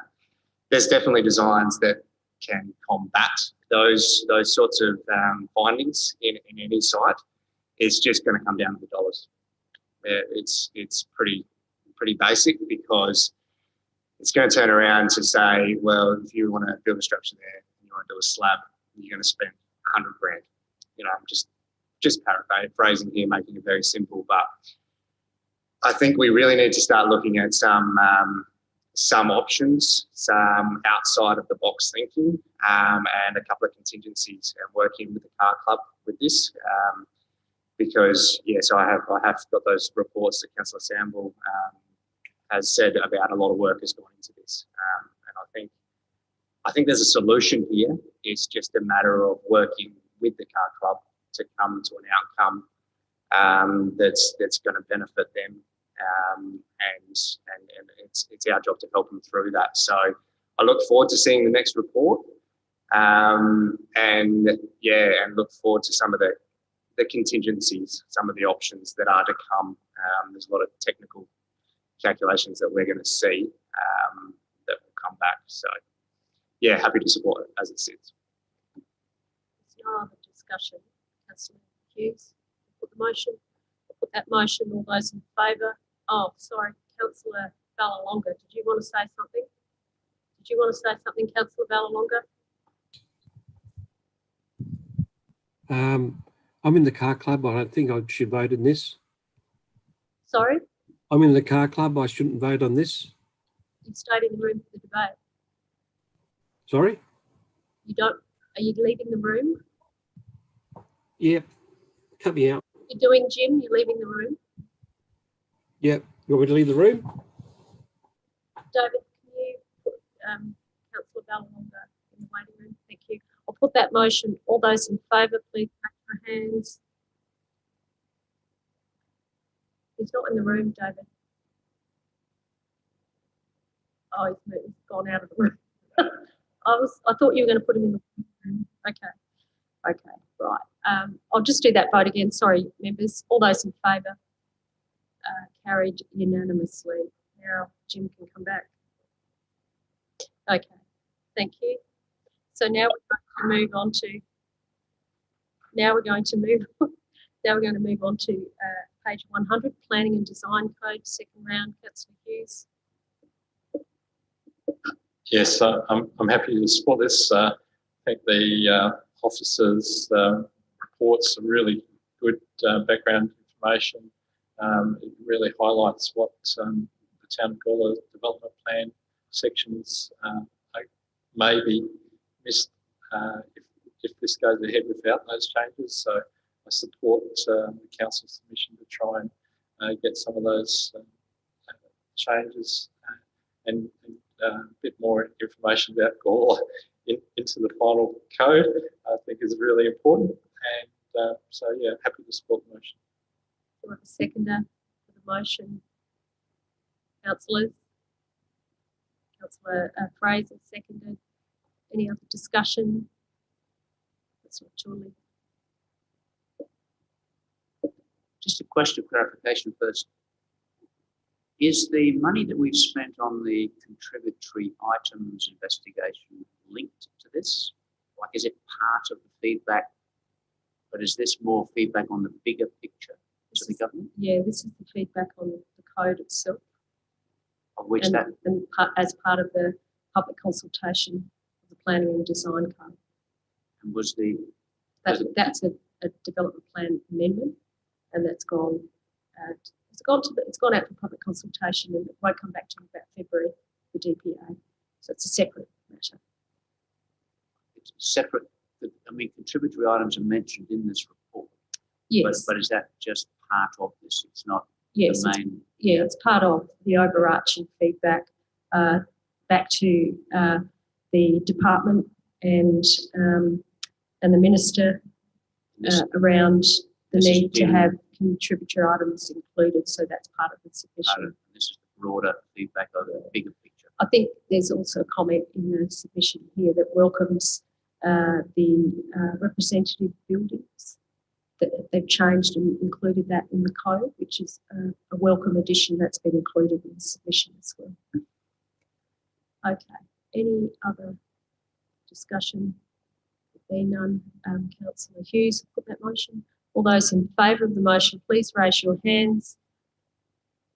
All those against, it is carried. Thank you.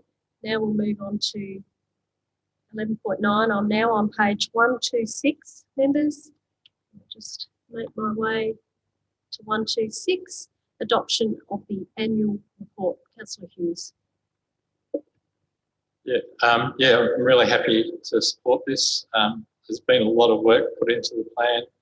Actually, I think every year it does get improved, and it's more of a feedback of what's been happening, and it's a really good snapshot of all the work that the staff and the council and what goes on in our community.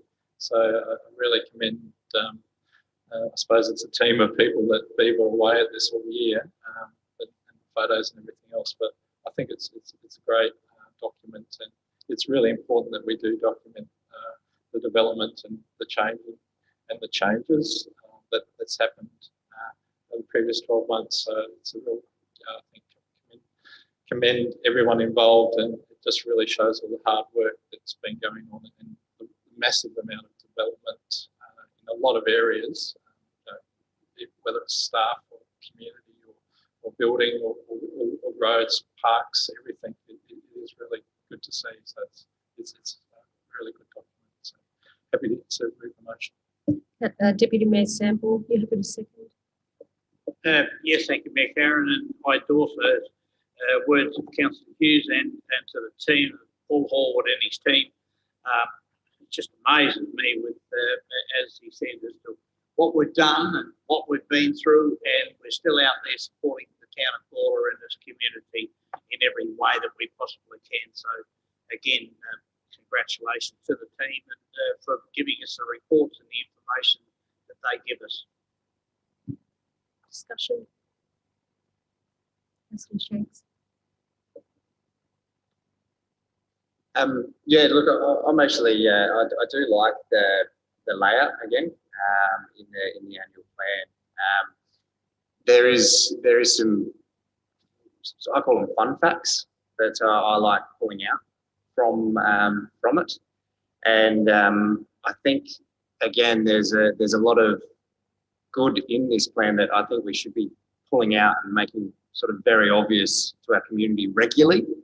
Like I even use some of the facts from it to do a little Facebook post. I think that's really good in being able to engage, because it is very easy to follow, but it's probably a little bit too long for those playing at home, if I'm being honest. It's just, I think there's opportunity there to, again, probably pull out a couple of those key takeaways and engage with a population that may put that down and not read it. So I think there is some opportunity there, but I do like what is in it. It is sort of showing the positives of what the town of Gawler is achieving, and I do commend that. So I'm happy to support this one. Any other discussion? Councillor Hughes, I'll put the motion. All those in favour, please raise your hands. All those against, it is carried. Thank you. That concludes that. Now, 11.10, I'm going to page 128.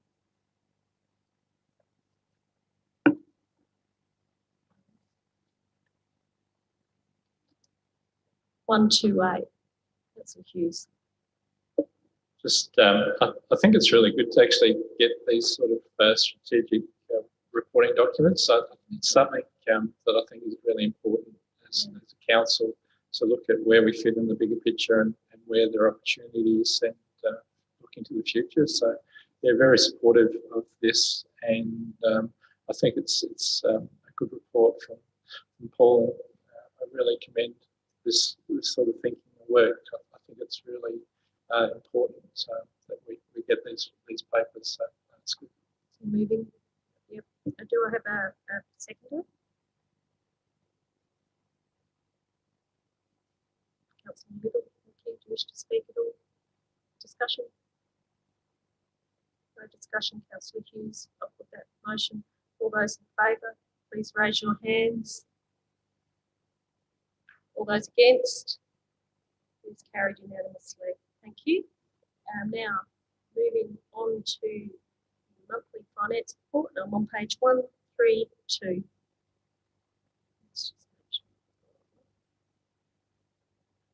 Happy to move that, Deputy Mayor Sample. I need your tag changed. It's still saying councillor. It's getting mine. So I apologise, Deputy Mayor Sample. No, certainly endorse that and very explanatory. Such a lot of work goes on in that area, and it's certainly good to get reports like this that we can understand, and that's most important. And so I ask Council to support this motion. Councillor Goldstone, if you could unmute, put your hand up. Thank you. The motion, but I also have a question if I can. Yes. You seconding the motion, Councillor Goldstone? Is that what you said? And your question? Sorry.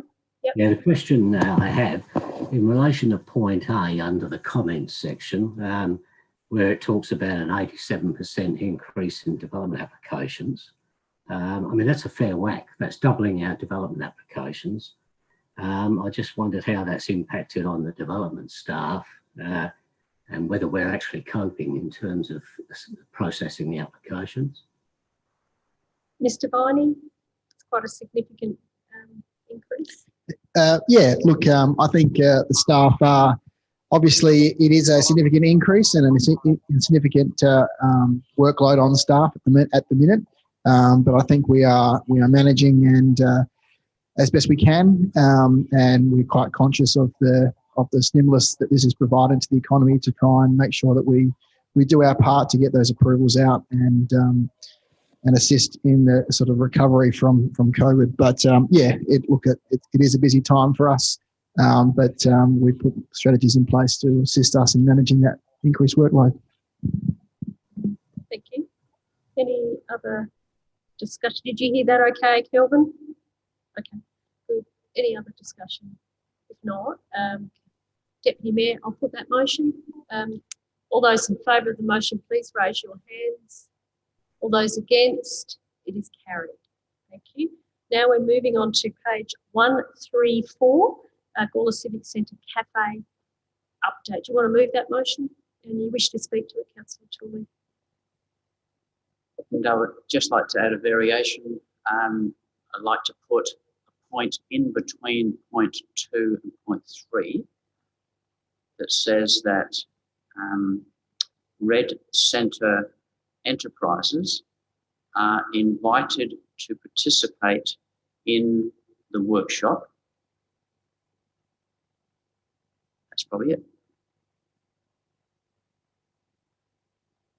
You want to present your motion? Yes.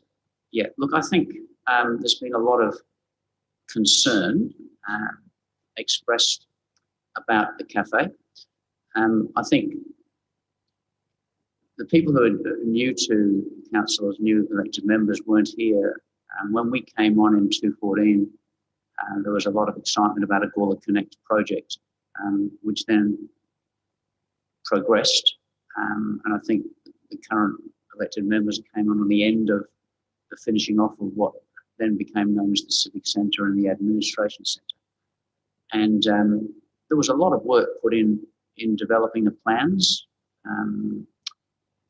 finalising the submissions, and there were various incarnations of those plans. And then, as you probably know, the history TAFE came up unexpectedly. It was just a cherry that had to be picked. And it, in turn, forced a bit of a rethink about the Civic Centre. We originally had 2 other floors on there. We took them off. We were going to move temporarily in the TAFE. We moved to stay permanently in the TAFE. There was a lot of good decisions made. And part of the whole vision for the Civic Centre was, as you've heard many times, the hub as a business incubator and the like, and also that a cafe would serve the interests of the community and the people in the building and the library, etc. What's sad, I don't think anybody is in any way pleased that, we've witnessed COVID come along and that had an immediate impact on many businesses, and we had to shut down the library. We had to shut down the Civic Centre, if you remember, back in March. And virtually, that was the business could not run at that time. And it's obviously, we've watched and wondered, could it come back? And as we've seen, there's been a decision that it can't come back. We have the space, we have the infrastructure there, and we've decided in this motion that we need to workshop that. And I want to hear the voice of Red Centre because they had a real vision. They were excited. They put a lot of time and effort in. And I think they're probably still, wounded by the fact that it came to an end. Nobody wants your enterprise to come to an end. So I think for us to have a workshop and a discussion without their input would just not be doing justice. If it's felt that part of that needs to be in confidence, we can do all that at the time. But we really need to welcome them to meet with us, to talk with us, and we need to learn from that as we go forward because we want to do something with that space, and that's what we've got to consider. We are the custodians of that. We are the elected body. We make that decision. The administration follows the directions that we give them. We've heard that tonight. David said the same thing. We need to give you direction about that half court where it's got to go. That's us. Once we've done that, then the rules, the policies are in place for the administration to work. So for us to do that, we do need to have a good workshop and to really consider how we can use that space. Is another viable cafe potential? Can it happen? And part of us learning is to get Red Centre to speak to us. So that's my purpose in adding that point in there.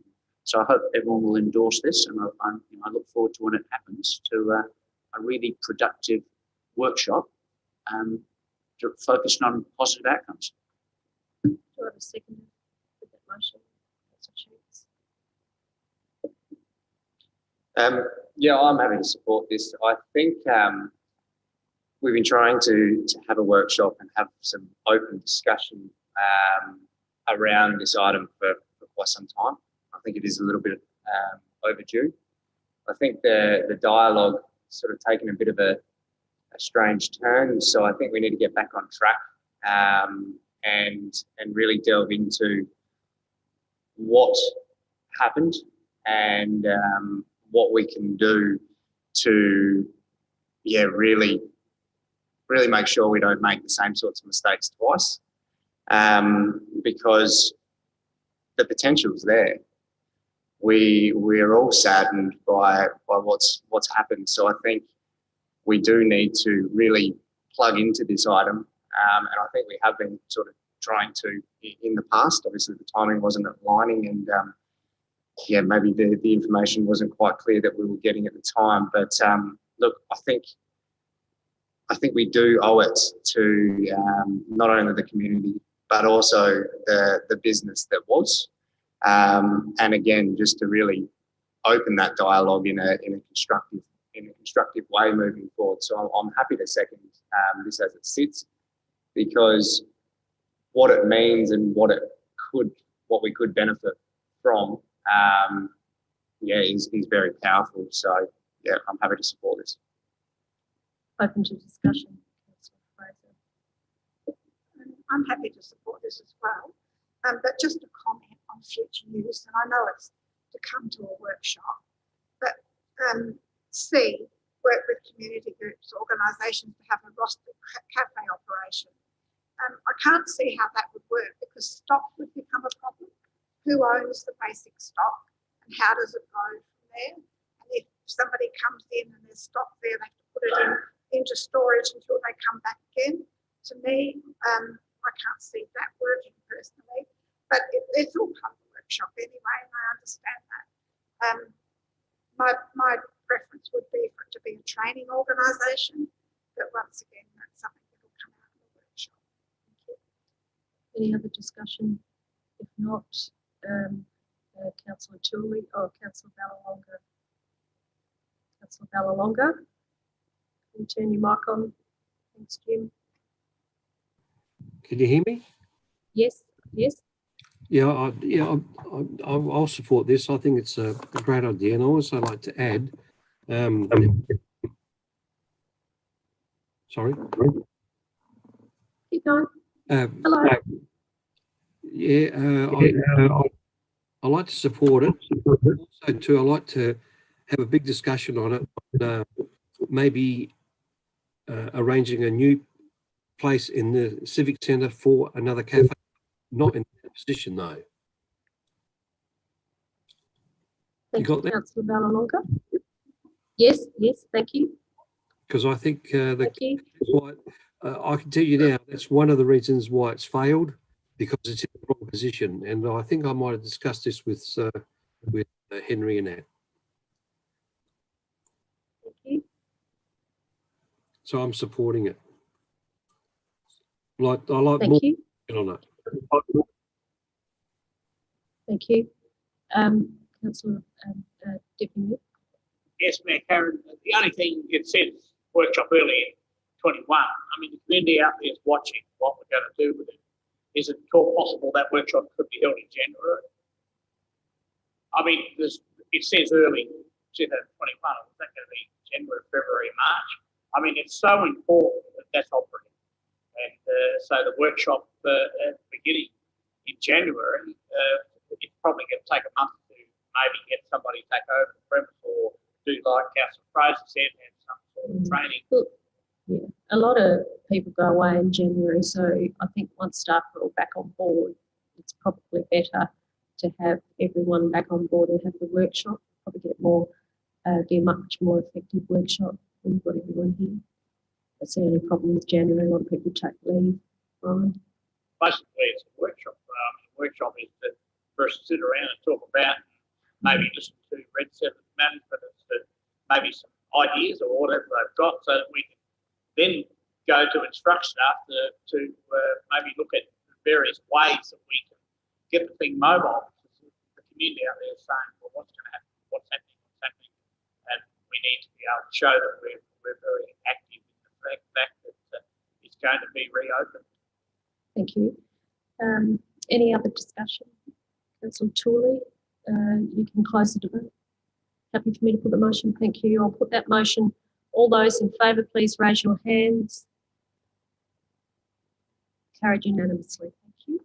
Now we'll move on to page 137, legal advice for council members policy. You happy to move that motion, Councillor Tooley?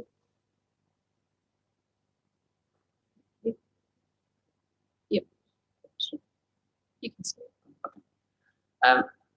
Firstly, thank you to the officers and to the admin for honouring the wording and the intent of the motion. I believe they've done that. And I think the motion is a good one because we are aware that there is a possibility in the new local government document, legislation that's coming forward. It did reference that there may be a change to this item. So therefore it does make sense in the second point to find and get some clarity. Because if there is going to be a change that says it just can't happen, they're going to take that clause out, then of course it would be pointless. So that bit makes common sense. So I totally agree with that. I thank the officers for selecting the examples that they have. I hope you've all had a good look through them. I found them very enlightening. And I think we could actually learn from some of them. If I look at things like Playford, Tea Tree Gully, even Marion, but particularly Playford stood out as a really good comprehensive document. When I read that, I thought they've really made it clear. I presume that would be an induction booklet in their folder. That it made it really clear to every member what you were entitled to. A bit like the contract that we've seen for the CEO and I presume the contract for our executives, that spells out exactly what you're entitled to. So there's no ambiguity.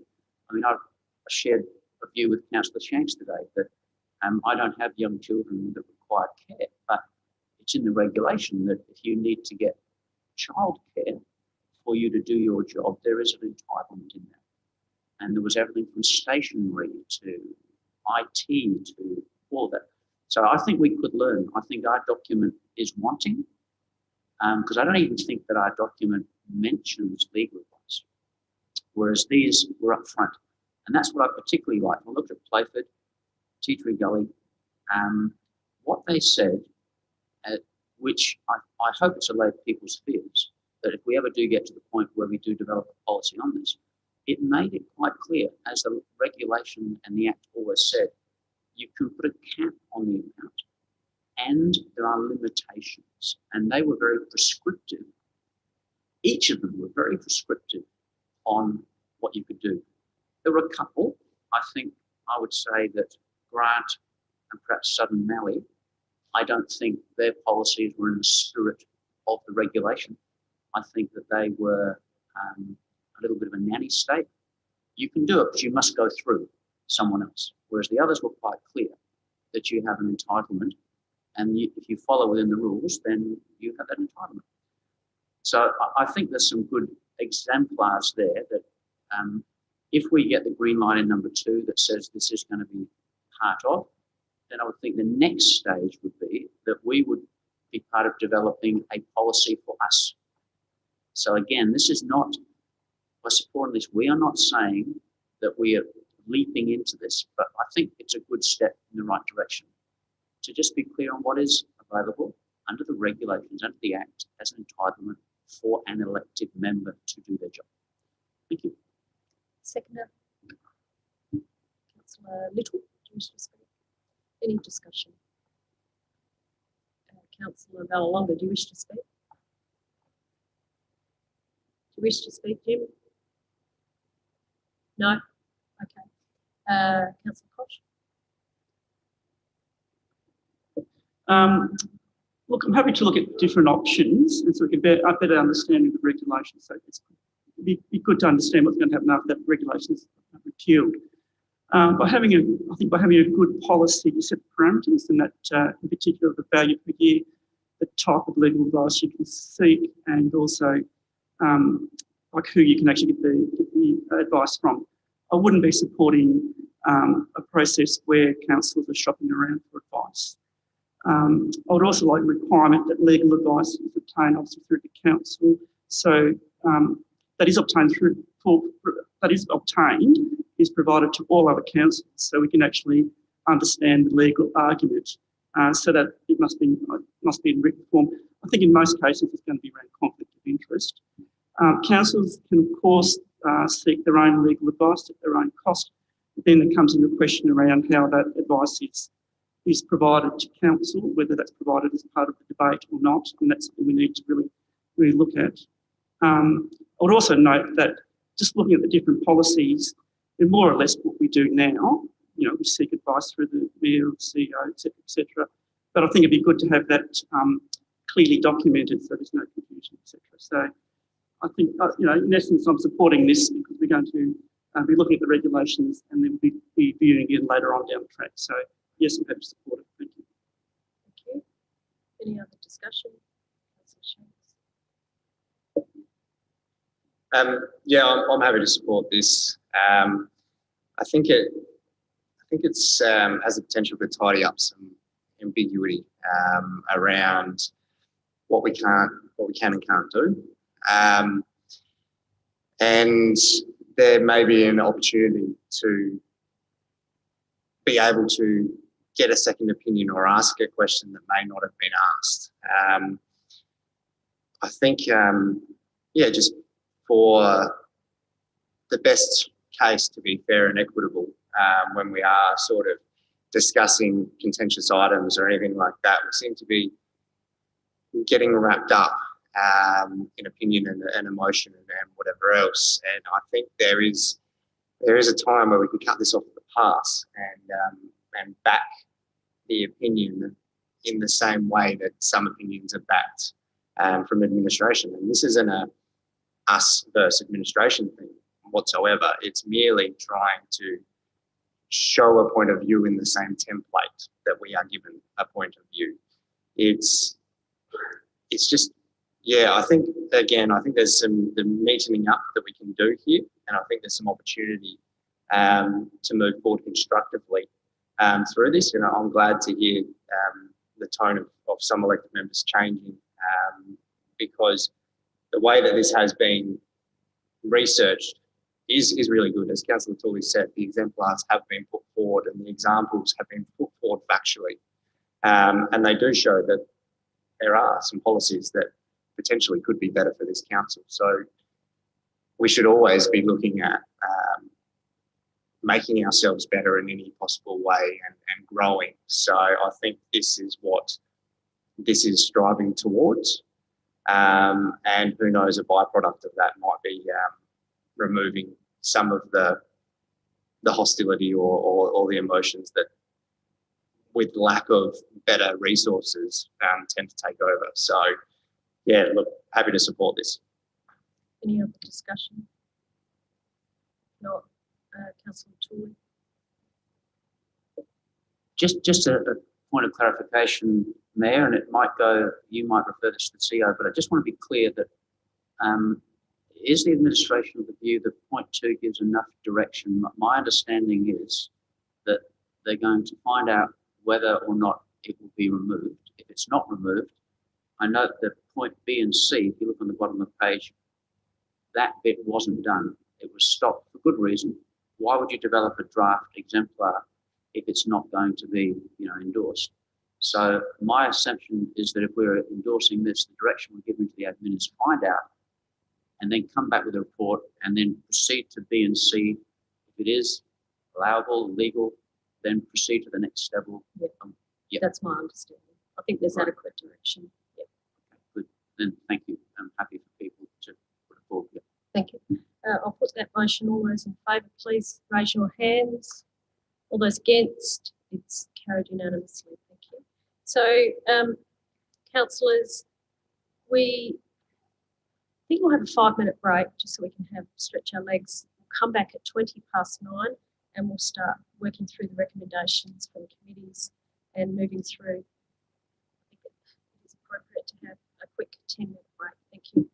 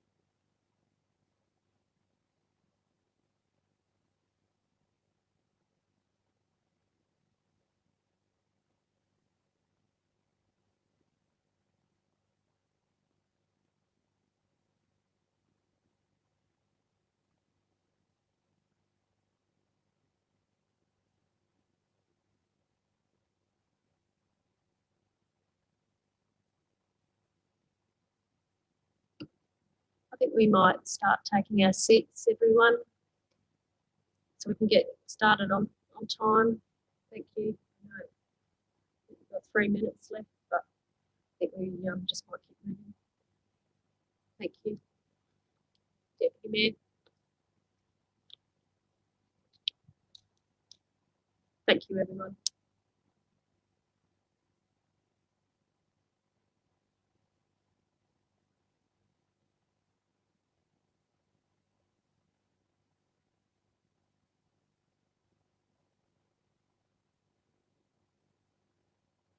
Oh, that's a good idea.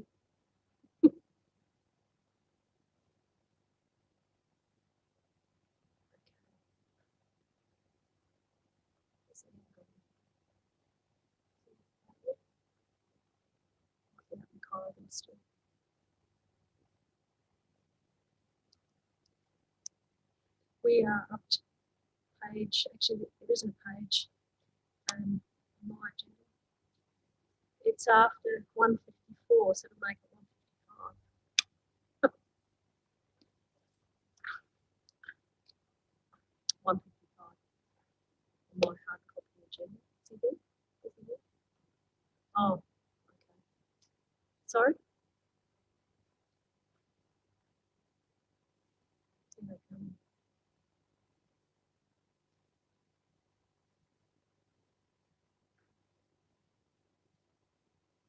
$155.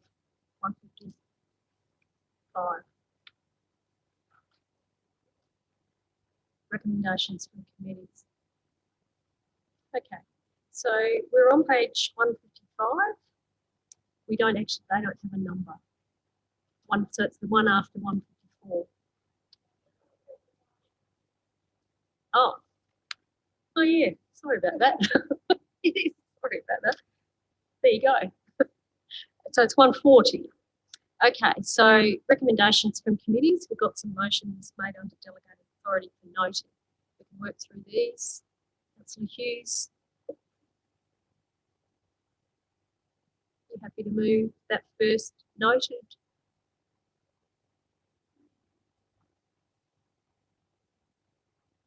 Is that a yes? Yeah, okay. Do I have a second? Councillor Little. Any discussion about appointment of the deputy chair? Very straightforward. I'll put that motion. All those in favour? All those in favour? Carried unanimously. Thank you. Moving on to 7.1, recommendation, draft beautification plan. You happy to move that way, Councillor Tilly? I'll just briefly say that I'm very pleased with this outcome, that we did a bit of a change on the night. And I think it's particularly good because, you know, this, if and when this plan is developed, it is going to involve millions of dollars, and it's also going to set in place for decades to come what the town of Gawler will look like. And, you know, to have done that without really gauging the feedback of our community would have been just wrong. So I'm really pleased that the members, we discussed this and we had a good discussion, and this is the outcome. So I hope that the whole body will endorse it tonight. Do I have a seconder? Councillor Sam, Deputy Mayor Samble, wish to speak? Any discussion? Councillor Hughes. Yeah, I think if it's, I think it'll end up going out for discussion. So I really hope, the community plan went to the climate change emergency group. I think, Joe, this would be good as well, just to highlight issues like sustainability, water use, and other things. Because any of this beautification, we actually want it to survive climate change, and be able to adapt and respond to such a harsh climate all it sort of can be. So I think in looking at the comments that came back from the climate emergency plan on the community plan, I think we'll probably get similar comments back on the beautification plan report. So yeah, I think that's important because a lot of our plantings around the town have died in the past, and haven't done as well because they really do need substantial watering. And lot of extra maintenance. So I think that whole side of it is really important to highlight that we want to be known for sustainability and doing the right things by our climate. So I think that's important, that side of it. You've got a question. Have we consulted with DIT yet about the plan? Because a lot of it is actually DIT land. I suggest not. That'll be part of the consultation. So yes. Yes, okay, thank you. That will be part of the consultation. I'll speak to it. Look, I have concerns about it. I think by not speaking to DIT beforehand to look at what they think is appropriate and not appropriate, and not actually looking at what the overall maintenance costs would be, because I would think as soon as we start putting any landscape on their land that they manage, we would have to maintain it. So all of a sudden we're going to inherit large swathes of land that we need to maintain. So we've got to put that into consideration. I'm also concerned about the selection of the species, the long-term viability of those species. We have got climate change. Some of those deciduous trees may end up being may end up being inappropriate. I know a number of species that we no longer plant in South Australia because they're the betulus, for example.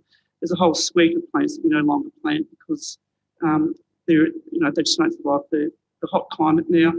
Some of the plants that are selected may fall into that area. If you're selecting more native species and species that are indigenous to the area, you've got a better chance of them adapting to climate change. They've actually got a genetic capacity already inbuilt in their genome to actually adapt to hotter climates, etc., etc. So for me, I am concerned, but we'll go to consultation. We will be looking at what DIT is going to say, and we'll probably get a closer look at the species and their suitability for long-term growth, considering climate change. Thank you. Yes, look, I do hope we get a lot of good feedback when we do go out through consultation. I can't see why we wouldn't, because it's got so many good things in it.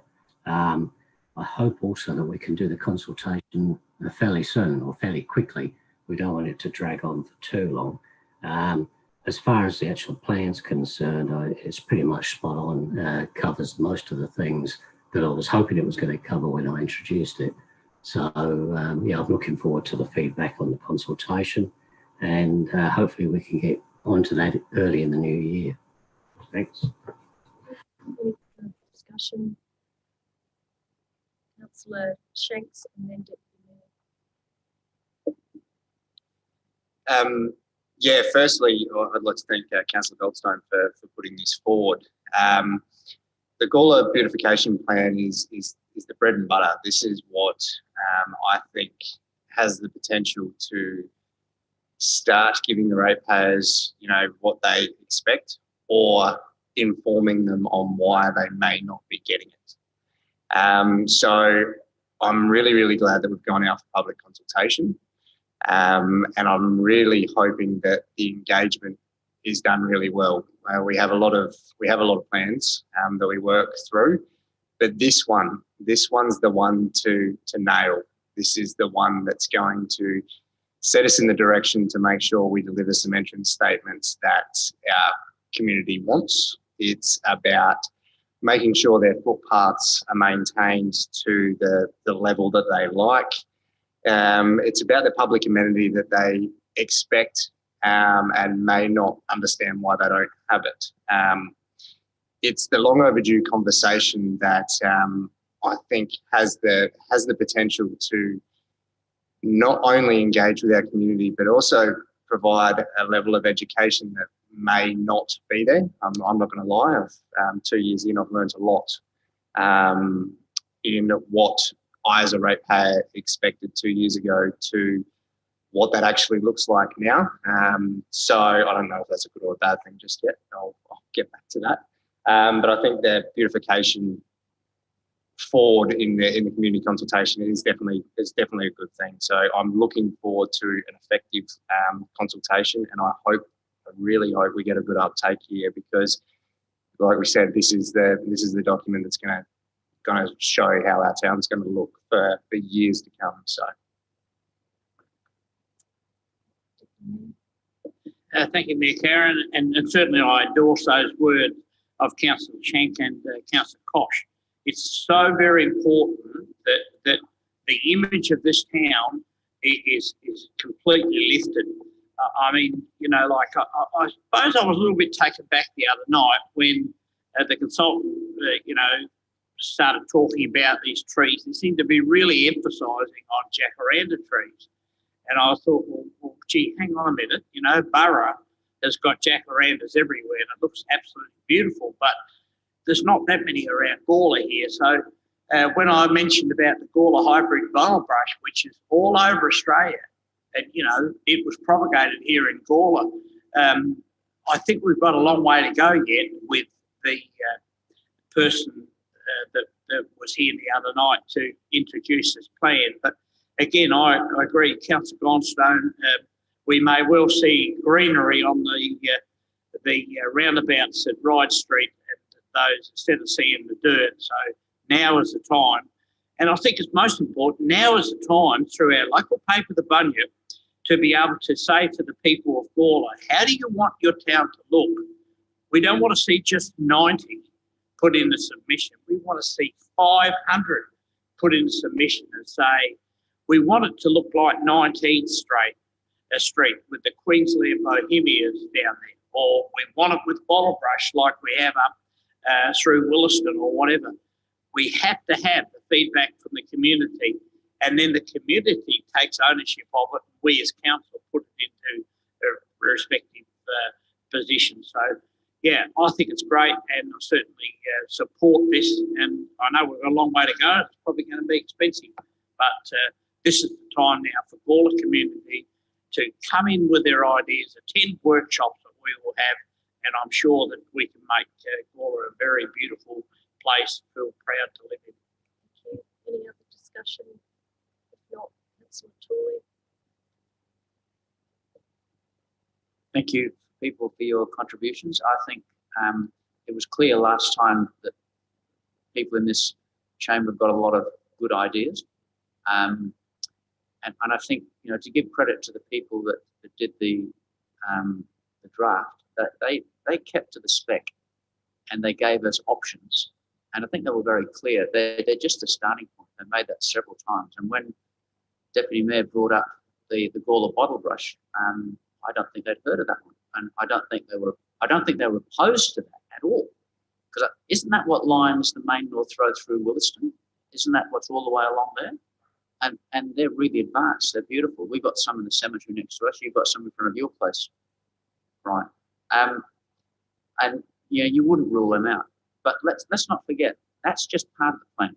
And that's the workshop will be, what does our community want as an avenue? But there's more than that. There's structures, there's entry statements, there's all of that in the plan, which is trying to be all encompassing. And like I said at the beginning, this is setting in place the future look of our town. The future look. And the other thing we need to remember too, the more that we green up, we actually produce a microclimate. And we have planted many native grasses, and they've died.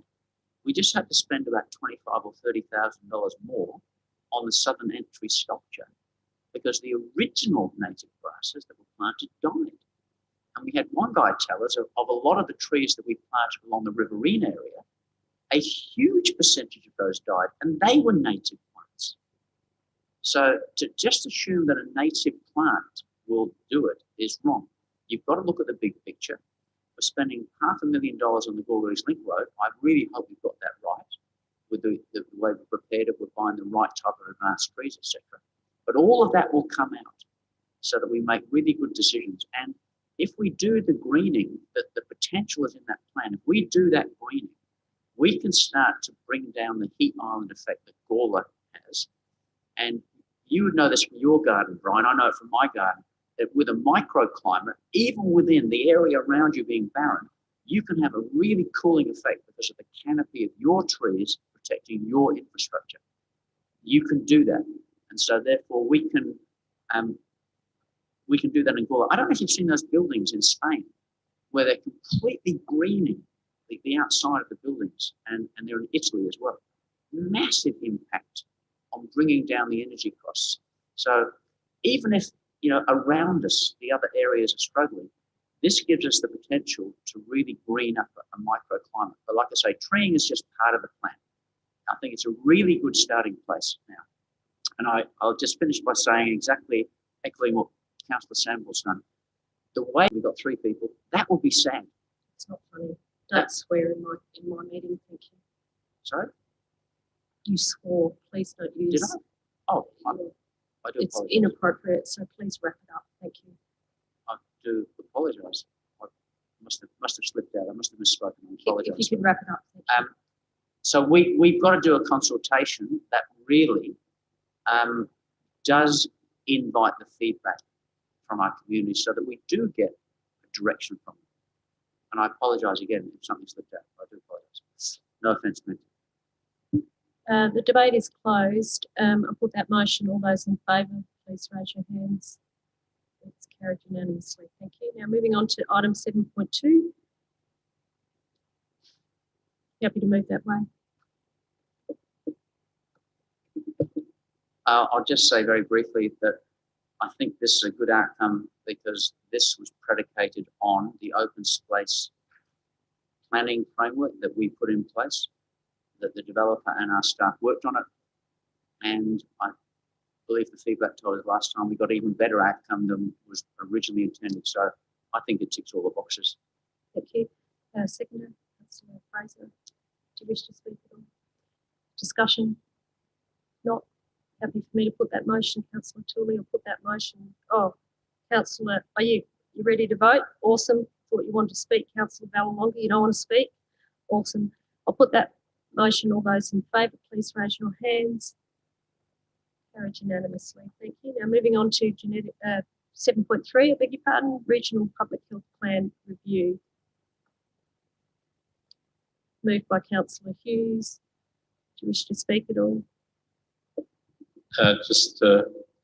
Just again, thank the staff for all the work they've been doing through the COVID emergency and the work that they do in this area, working with the other councils, and it works really well. So yeah, happy to endorse it. Second, Councillor Fraser, do you wish to speak at all? Discussion. Councillor Tory. Yeah, just to restate why I opposed it on the night and I voted against it tonight is that I think that the standout for me was the lack of recognition of the health impacts of climate change. This is a document called the Regional Public Health Plan, and to not have the impacts of climate change front and centre, be that from smoke inhalation, be that from heat stress, again, is to ignore what's staring us in the face. The doctors for the environment have said climate change is the biggest risk to public health.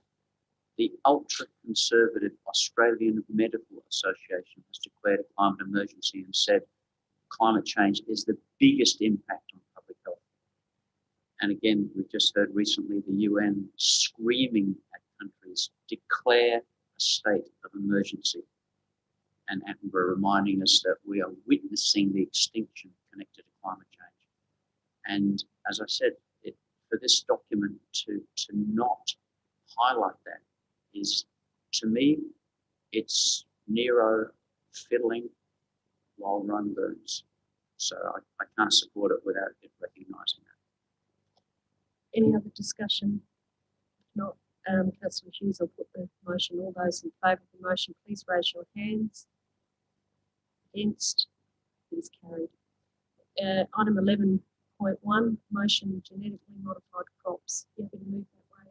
And Councillor Fraser, would you wish to speak? I just think this is really important, not to just lie down and to actually stand up and fight for this. I think it's worth fighting for. And if we can get the other councils, which I'm sure we will, the other 10 councils on board, it gives us a fairly good voice. Thank you. Do you have a seconder? Councillor Hughes, do you wish to speak at all? Yeah, just I do understand that I think some of the other councils are actually raising concerns and working further. So I think this just backs that up, and hopefully we can join them. So I think it's important to move this motion. Any discussion? If not, Councillor Fraser, I'll put that motion. All those in favour of the motion, please raise your hands. All those against? It is carried. Thank you. So we'll move on to external body reports, and I'm on page 143 of 154, and we have a noting motion. Happy to move that way, Councillor Koch. Seconded by Councillor Hughes. All those in favour? Carried unanimously. All those against? All those in favour? I can't see your hand, Jim. There we go. Yep, all that carried unanimously. Thank you. Moving on to the Reconciliation Action Plan Working Group meeting notes. You happy to move that way, Councillor Fraser? Do I have a seconder? Councillor Little. All those in favour? Carried unanimously. Thank you. Now we move on to questions on notice. Kate, are you going to hand out those responses? Thank you.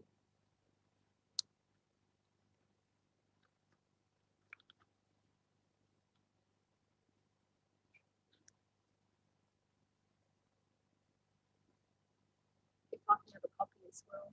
Thank you.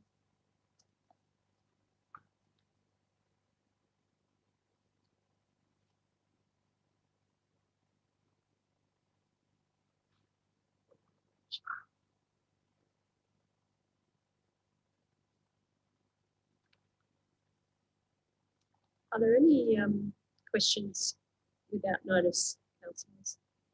Councillor Tooley? Yeah, because it's always a bit weird that you ask questions on notice, you only get them, you don't get a chance to read them. I really think we need to change that and have them sent out as soon as they're ready. Because you often say to me, well, you can ask that follow-up questions without notice, but you don't have a chance to read them to understand it. But I do have a couple. The first one is, when I sent in these questions on notice, the ones that were answered had a little brief preamble. Why has the preamble, which sets the scene for the question, why has that not been printed in the agenda? CEO?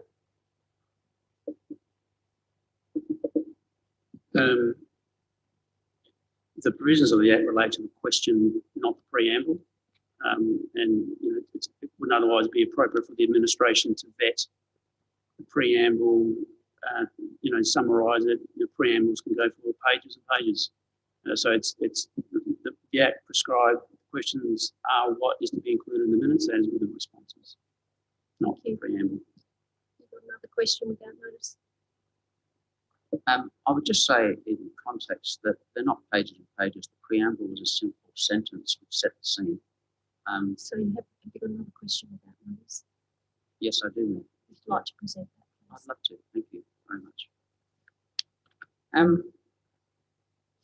I'd like to know what does the Act and the regulations say regarding members telling the truth and not misleading the chamber? And what can be done if a member does lie or misleads the chamber?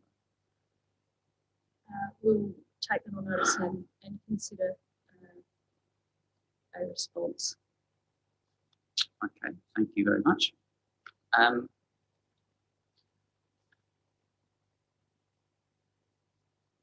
Any other questions? Yes, yes. If you just give me just a minute, I'm just looking for my second question there. I have my notes here.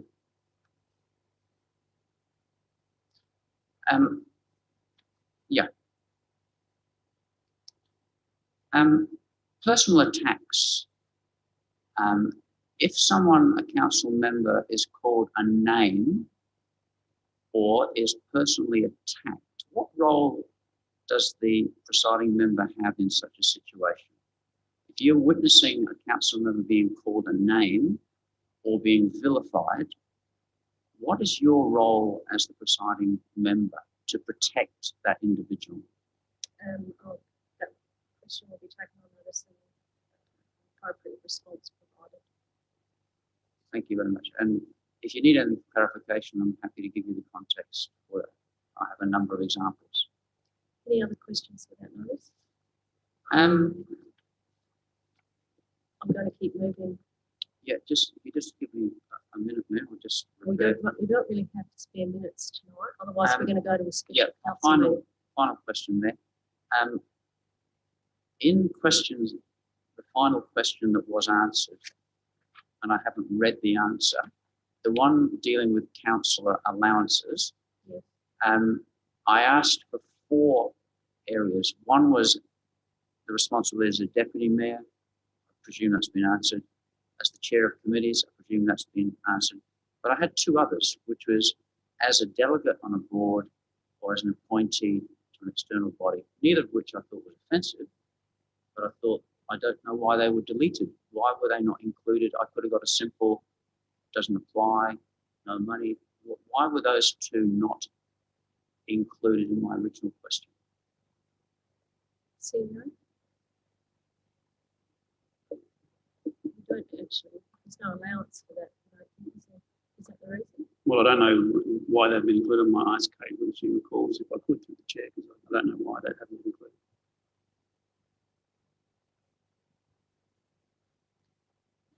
You are correct in the fact that there are no allowances paid for those. There is nothing in relation to the tribunal.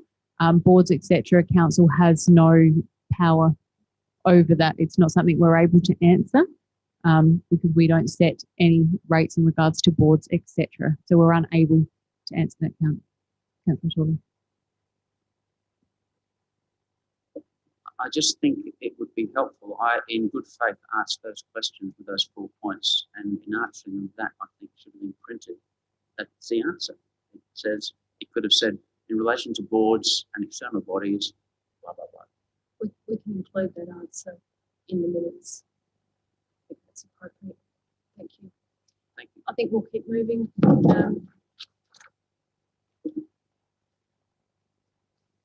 So now we have, I'm on page 148, motions on notice. Councillor Toohey, you can present your motion.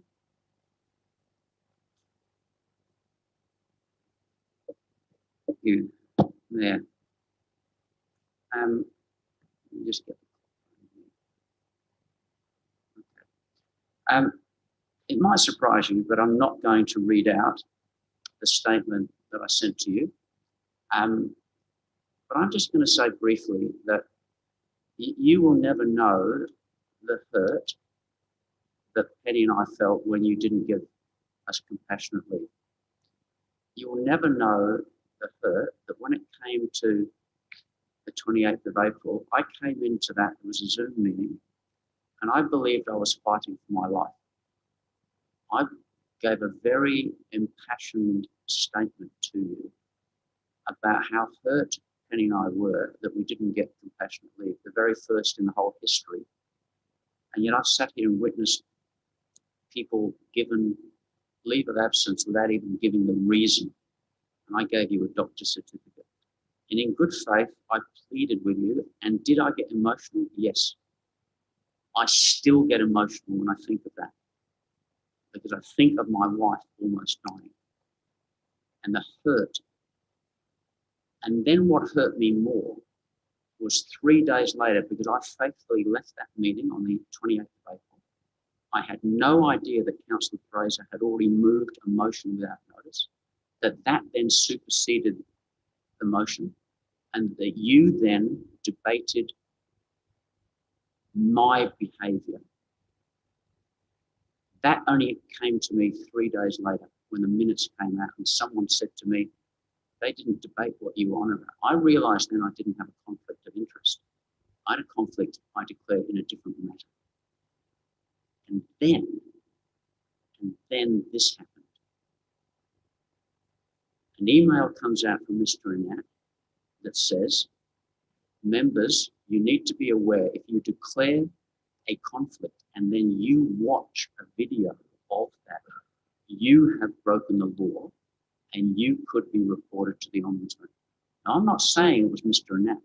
I'm just saying the timeline was 3 days after that, I get the Ombudsman on my back again. Now, I'm already crushed. I'm already broken and hurt over what's happened to me. And I'm also dealing with the same time the Ombudsman at me because I've been blamed for leaking a confidential document. I've got that going. And then this comes along. And if you read this Ombudsman's report, and again, I'm bringing it to you because that's our policy, to be open, to table a report. I've been exonerated. You know the fight I had to get the other one, to let the community know I was exonerated. I did not leak that document, the 22-page document. That was not me. And I was under the pump for about 5 months. The ICAC commissioner at me. And then this one comes along. Councillor Tooley, you've broken the law. I'm the ICAC commissioner. Did you, it's been alleged, you went and watched the video recording where you declared a conflict of interest. Now, which one of you did that? I don't know.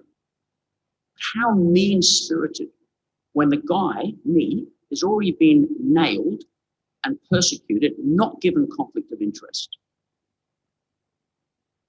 Not given compassionate leave because my wife could have died from COVID. That itself, I'll never get over. I'll never forgive you for that. And then to score another point and say, you know what? Because I watched the video. Oh, he got emotional. He said to us, have your despicable display. Do you not understand emotion in people? Do you not know that emotion is a driver and some of us have it a bit more than others? I have a good measure of it. I can get choked. I can get emotional on things. There are things that get me going. A damaged child, persecuted by a parent, family abuse, those things get me. Injustice to Indigenous people, that gets to me. And when you did that to me, I got emotional on that night. And you saw that. 30 You knew seconds, why. thank you, Yeah, of Councillor course, of Tooley. course. You wouldn't let me go 1 second over on a night like tonight either. I understand that. You've got to stick to the rules. But for someone to report me to the Ombudsman on a technicality to drive the nail in further, how mean-spirited. And I want this report tabled because it exonerates me and says I did not break the law in any way, shape or form. And so I want it tabled. Time's up. Thank you, Councillor Tooley. And thank you for your compassionate mayor. I've seen you let people go overtime many times, but never for Ian Tooley. Never for Ian Tooley. You've already got 10 extra seconds, but thank you. Okay. Seconder? Councillor Shanks. Yeah, I'm more than happy to second this. If someone's getting accused of something they didn't do, I'd be screaming it from the rooftops as well. I am disheartened by the point scoring, to be honest. I did read the Ombudsman report and I did get the theme throughout the Ombudsman report of don't waste my time with this, if I'm being honest. Don't waste my time with this on an opinion that can't be backed up with any facts or any education. It is sad. The sad thing is it's becoming the norm in our chamber. But yeah, what's even sadder is it probably won't change until the chamber does. So look, we're here. The Ombudsman report, I think a couple of good takeaways that I took away from it was the conflict of interest in a public meeting was as such that if you declare an interest, you need to remove yourself from the room and not vote, depending on the conflict that you do declare. The idea around that is so you can't influence debate or vote, because that's in turn your conflict. However, the fact of watching the footage after or having a discussion with a community member or anything like that, it doesn't seem a problem. And I like the fact that the Ombudsman has highlighted that, because there was a little bit of confusion for myself around items that I had declared conflicts on. And then you find out the outcome and you're going, oh, God, I shouldn't really know that outcome. Or, you know, you're a bit worried. But in reality, the logic has prevailed and the Ombudsman's actually pointed this out. So the silver lining for me is just that little bit of education that I've got. But yeah, it's just sad to see the point scoring continuing, to be completely honest. And yeah, it's not only my opinion that I'm being the voice of tonight with that. So anyway, moving forward, I'm happy to second this, because again, it's tabling a fellow elected member being exonerated, and I'll do the same for the rest of you if need be. Discussion? No discussion. Councillor Hughes? Yeah, I'd like to move a formal motion that the question be put. Formal motion. Do I have a seconder? Councillor Koch. That the motion be put. That is a formal motion. There's no discussion. All those in favour that the motion be put, please raise your hands.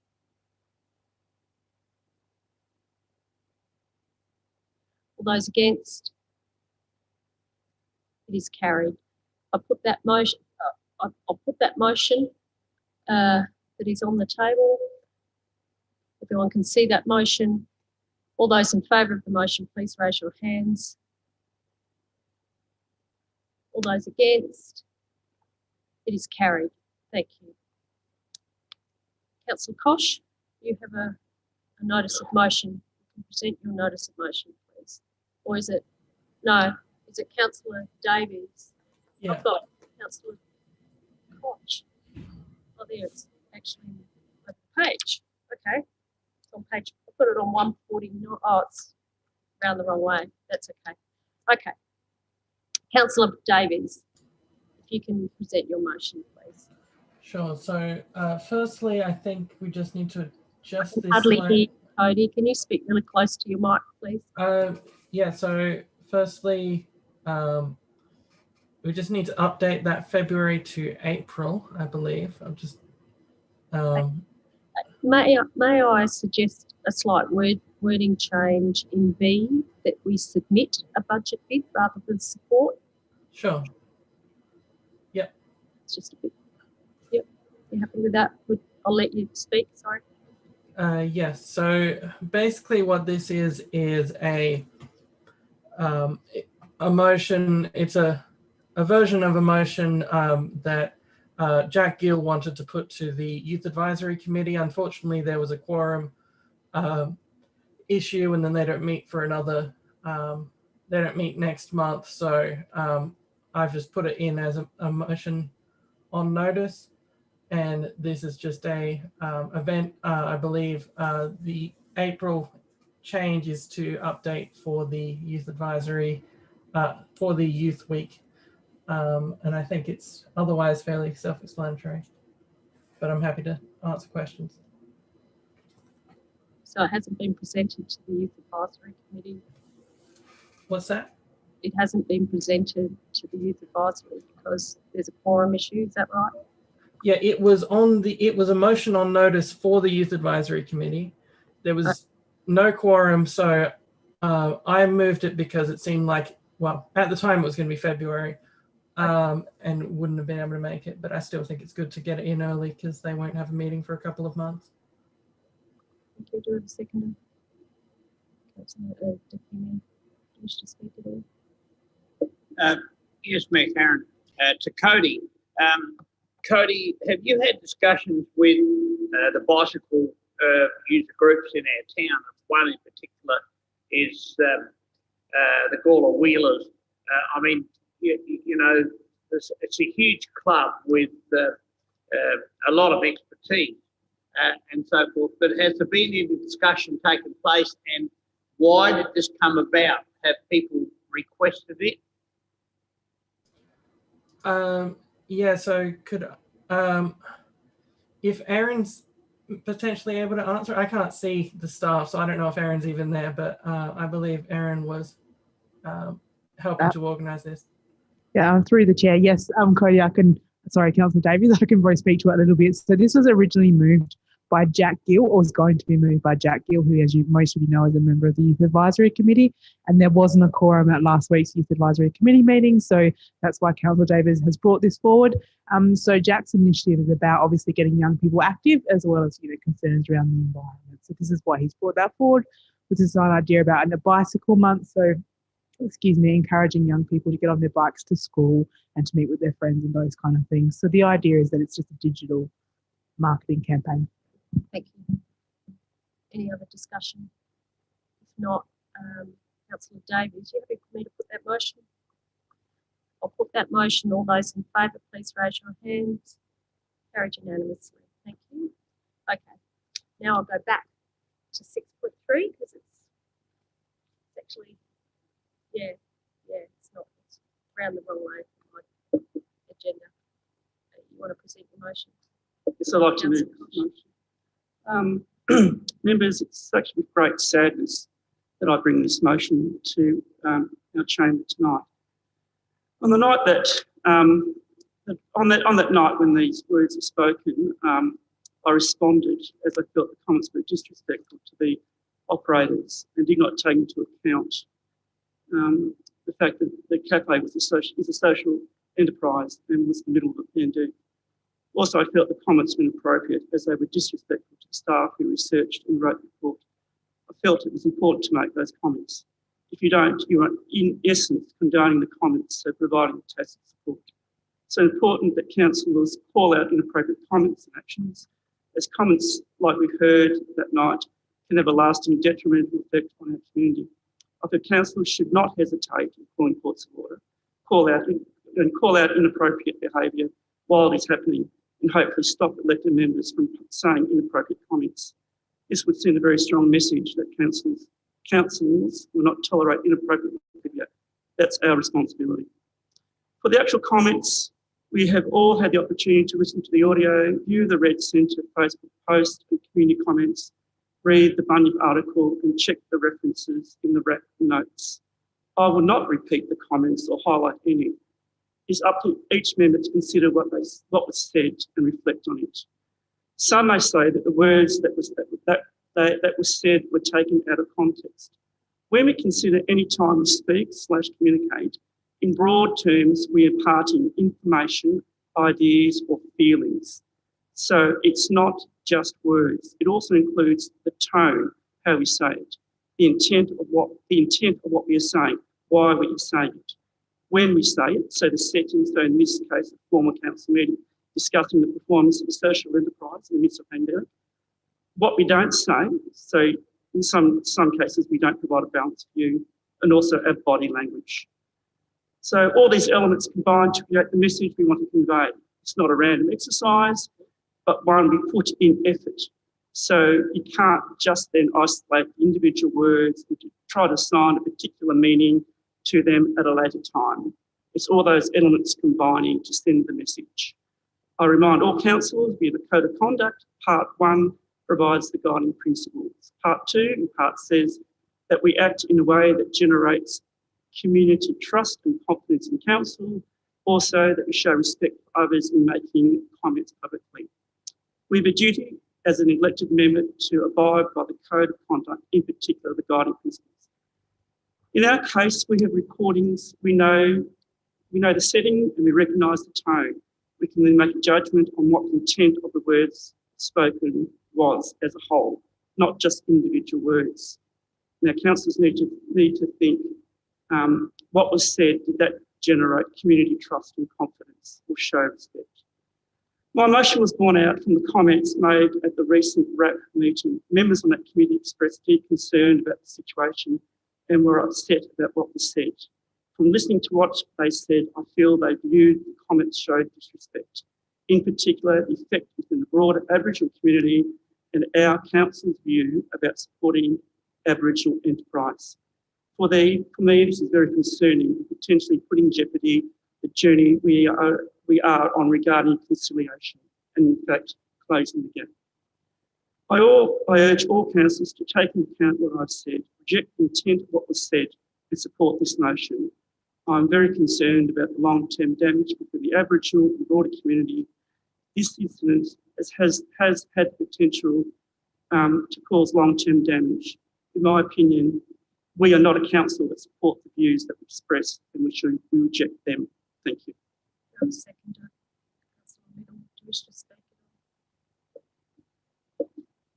Some of the, I'll support the motion with some sides because I think council has overemphasised a few points. I think the gist of the meeting that I attended was that they knew the comments had to be made. They were a bit distressed the way they were made, and that the opportunity wasn't given to them to answer those comments by either the printed media of Bunyip or by possibly being invited to the council chambers that night if they knew that item was going to be up. So that was part of the problem they had.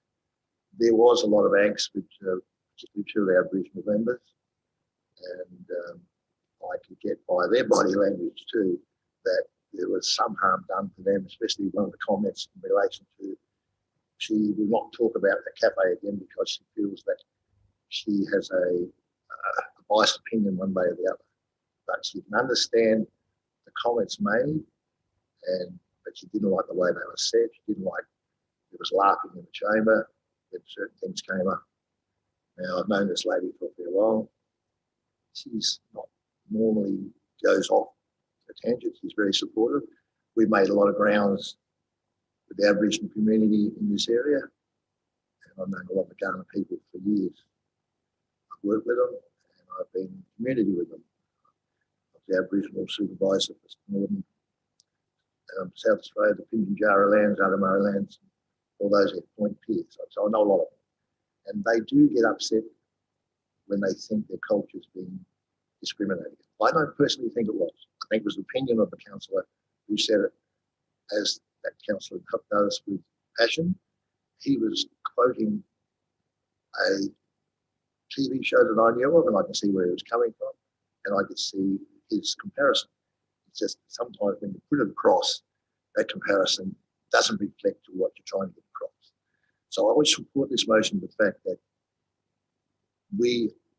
it affirms that we're allowed to have views as councillors because we're individual people.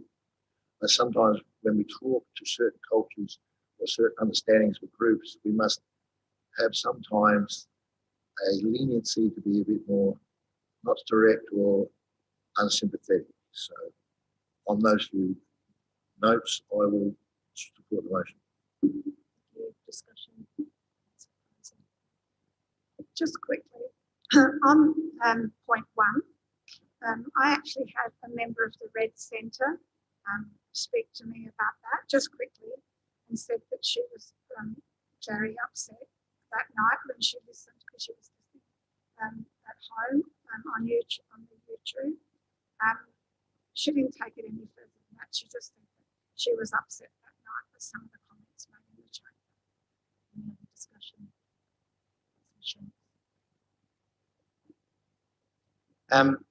Yeah, look, I would have been happy to support this. I don't know if your email is working, Councillor Koch, but I asked for some pretty honest clarity here because the people listening at home, we're not providing this clarity. We're providing the opinion, and this is the first I'm hearing of someone being upset by some comments made, and I'm still not even 100% sure what those comments are. And if you are listening at home, I sincerely apologise for any offence that any of my comments may have caused you. I was not directing them at a business owner that hasn't been able to bounce back after COVID. It was more around the support that I thought you should have been getting. But the way that the motion sits right now, if I listened to Councillor Koch talk about the code of conduct. Completely agree.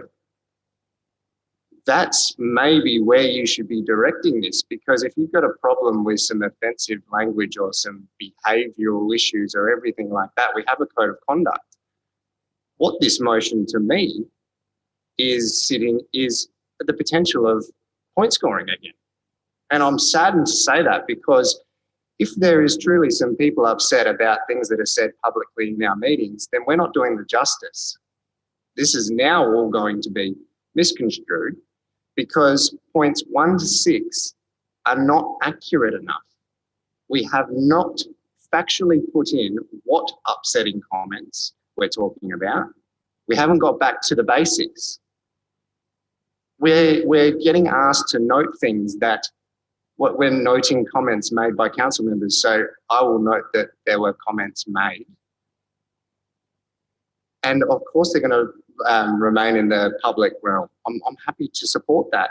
Notes the concerns raised about some councillors. Are we talking about the concerns by yourself, Councillor Koch, or are we talking about the concerns raised by Councillor Tooley about the contract that he wasn't really happy with? Are we talking about the concerns that I raised about the hub manager maybe not assisting, that got clarified by our CEO on the night? We haven't been accurate here. You haven't responded to my emails where I'm actually requesting that clarity. And I was really hoping in your opening statement, you would have broken down points 1 to 6, and at least we would have got to an end where I would have really understood where you were coming from, because unfortunately I wasn't actually at that committee meeting that you were at. And the notes don't seem to capture the emotion that you seem to be bringing in.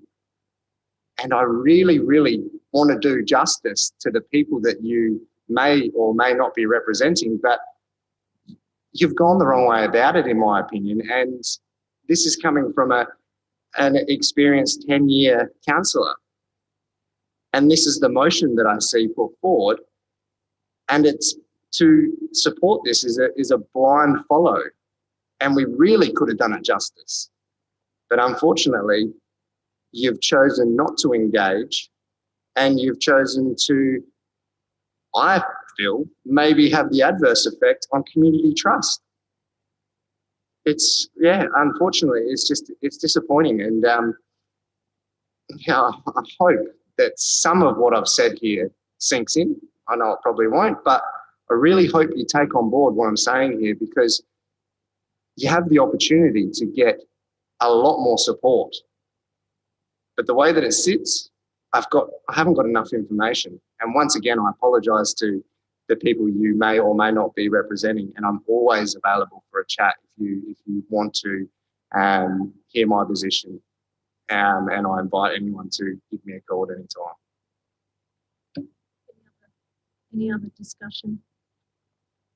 Councillor Tory and Councillor Goldstein.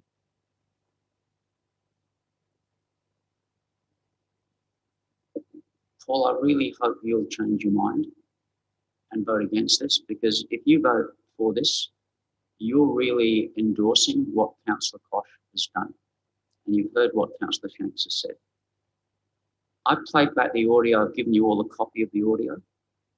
For anyone to say or imply that I in any way was disparaging towards Aboriginal people is an absolute lie. At no point did I mock or in any way disparage Aboriginal people for what they're doing. And yet this implies, and I've been named tonight, that I did. And I did not do that. What I did was I have a sense of humour. And it says this in the audio.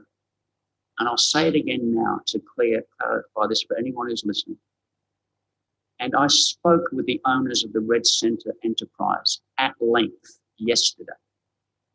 We've been trying to get in contact with each other for days. And I made it absolutely clear to them, and they accepted that. And we recounted the episode from Yes Minister, where Yes Minister is saying to Humphrey, why haven't we got patients in that hospital? And Humphrey says to him, Minister, It is the top performing hospital in the nation. And the Prime Minister says, but it hasn't got any patients. He said, but Minister, it's ticking all the boxes. It is our highest performing hospital. Now, I don't know if you've ever watched Yes Minister, but it is one of the most classic examples. It's used by John Cleese. It's used by many others. And that's the farce of it. It says, if you don't have patients, you can tick the boxes and it can be the best hospital. Now, I said that at the very beginning when I said, I read the officer's report. If I'm accused of anything, I'm accused of mocking the officer's report. And I said it again as I laughed, that it would seem to me that if you had a contract with this council, that if you shut down, you can meet all of your criteria. And I pointed out several of them. You can achieve all of your health and safety requirements by not opening. Now, this was my sense of humour. And I'll say to anybody listening, if my sense of humour has offended you, then I apologise for that. But my laughing and my mocking was I thought that the officer maybe had to pay copyright to the script writers of Yes Minister, because that's what it read. I saw the humour of that, and that is why I laughed. But at no point when you listen to the audio am I at any time mocking Aboriginal people. Later in the evening, Councillor Koch, when he spoke, he said, I will not mock these people. I will not laugh. I interjected and made it very clear, and you can hear in the audio, I'm making it very clear to Councillor Koch, that was never, don't ever put those words in my mouth. I've been a great supporter of the people. I have met with the people of Red Centre. I've empathised with them. And I know why they struggled. I know some of the key problems that were never resolved. So my laughter on that night was at the officer's report and the fact that you can achieve your goals by not functioning. That was it. And if you're honest with yourself and you listen to that audio, you will know that is the case. And for anyone to spin that any other way is just mischievous politicking. And this motion tonight, that's what this motion is. It's mischievous politicking. It's trying to score points. You heard the opening address of Councillor Koch. It's putting a spin on things that was never there on the night, and it's not there on the audio. So members, we need, if we're going to do the right thing, and I hope you'll change your mind, Paul, we need to vote this down, because this is not representing who we were or what we did. This is trying to project a different view that never took place on the night. And I'll say it again, and I've said it to the Red Centre people. 30 seconds. And I will say it to the public. I am the greatest supporter and advocate for Aboriginal people. I empathise. As a principal, as a person, I did all of that. And I empathise for these people. And I would never, and I did not, and I would not ever mock them. My humour was directed at the script that I was reading. And if you listen to the audio again, and I'll send anybody a copy of it, you will see that's exactly the case. Any other discussion? If not, Councillor Koch. There's two of us on the screen, really. Sorry, two more speakers. Right. You just unmute yourself, Councillor Goldstone, Okay. please. Yeah, look, I'm at a bit of a loss with this one, or a bit confused as to what to do, because I can really only support part of this motion. For example, point 2, I wasn't at the RAP meeting, so I don't know what comments were made. I haven't chased up the social media comments, so I can't sort of vote on point 3. And I didn't read the Bunyip report. So there's at least 3 parts of this motion that I can't comment on or support, because I simply don't know what it's about. I mean, I respect what Councillor Koch and Councillor Little are saying. And if they think there's an issue that the council needs to make comment on, well, I've got no cause to not accept that. But I'd be blindly following them, because I haven't got the answers or the information that's referred to in a number of these clauses. So based on that, I really have got no option other than to vote against it at this stage, I'm afraid.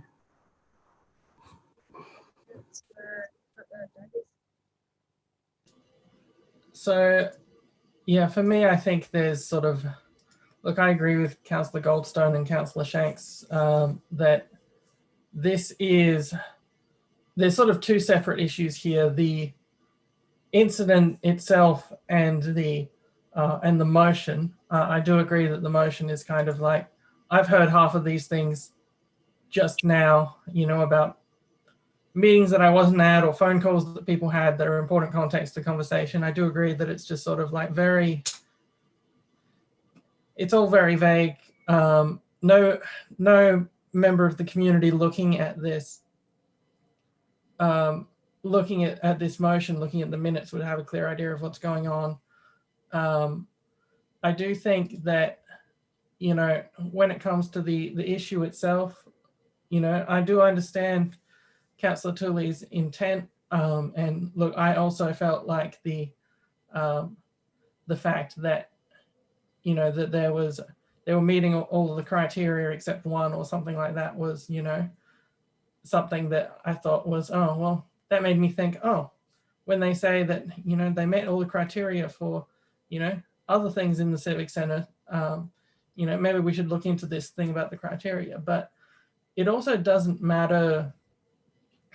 The intent to some extent doesn't matter when it comes to this kind of thing, when the people who were offended were not, you know, mischievously politicking. They were just offended. They heard the discussion and it hurt them, and that's something that, you know, intent is only useful to a certain degree. You know, you can, you know, if you run someone over, you can decide, oh, is that murder or manslaughter based on intent, but it doesn't change over that you know, that you caused them hurt. So I think we do need to address this properly. But yeah, look, this is, I think, I'm not sure about whether to support the motion, because again, it's sort of, I feel like the motion itself is all over the place and isn't necessarily doesn't reflect the things that I said necessarily so much as just as something or other. So yeah, that's my views. Any other discussion? If not,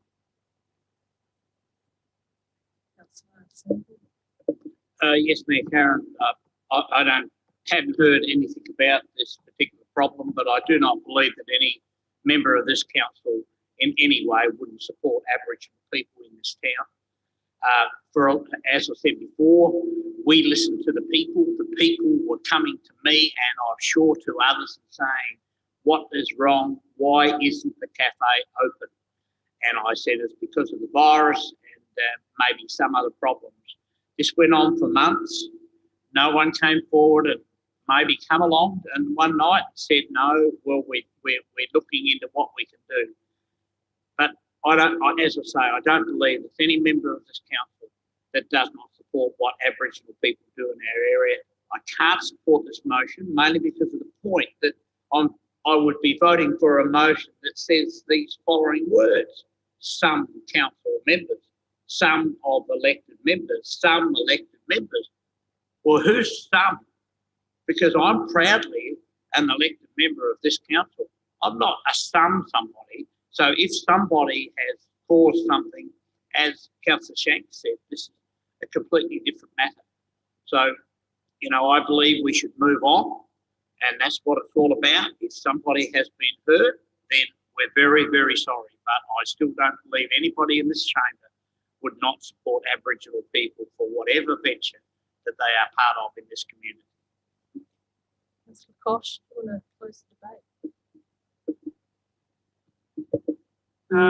I deliberately chose not to talk about individual councillors. I chose not to say the actual words. I chose not to engage in a debate because all those words are out there forever.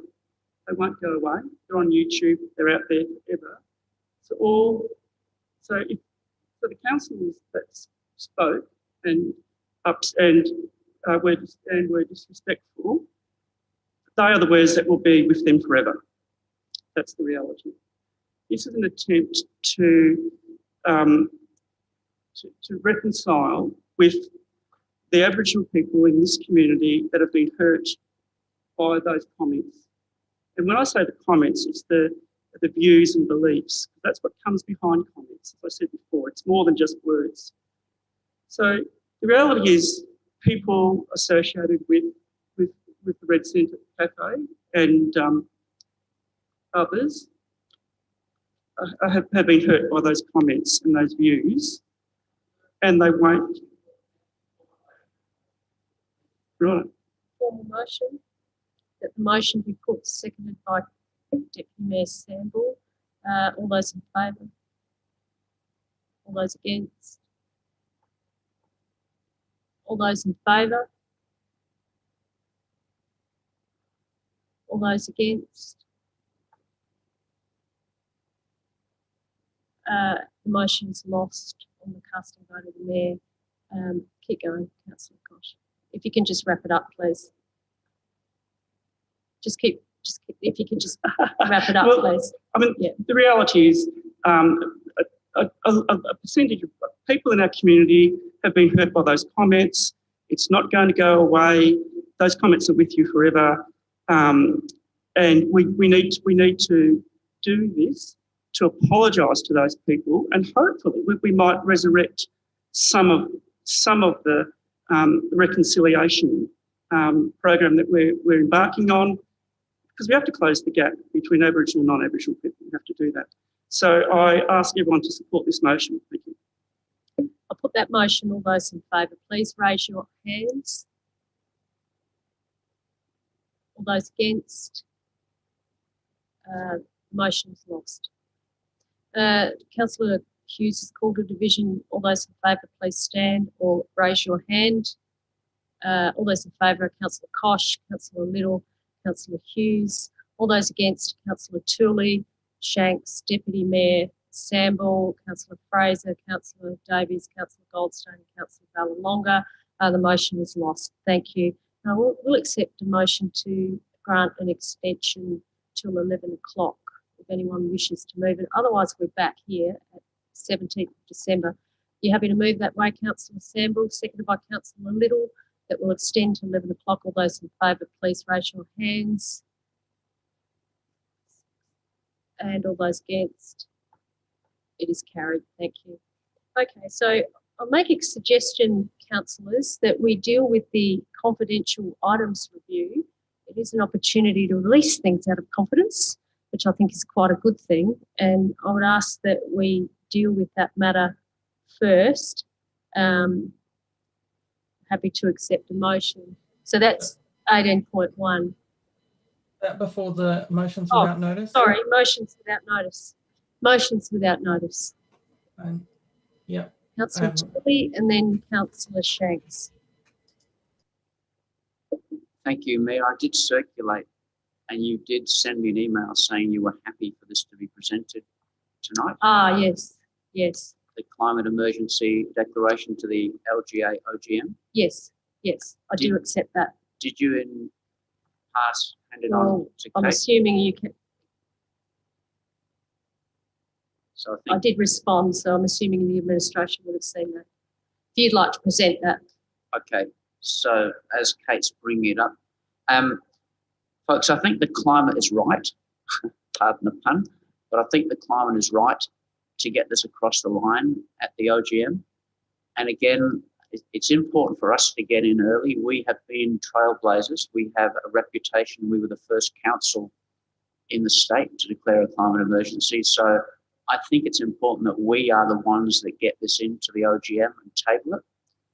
My feedback is, well, we know we're close. We missed by one vote last time. And we now have, sitting in the president's seat, a member of the Climate Emergency Australia Government Network. She is our delegate. I was on the work group from the meeting in January last year, and I worked with that work group to develop this whole policy.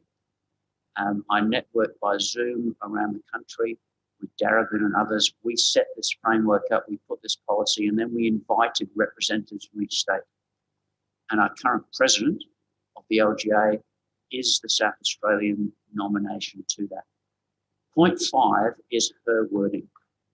She suggested this as an amendment, and it was approved to go forward at the AGM.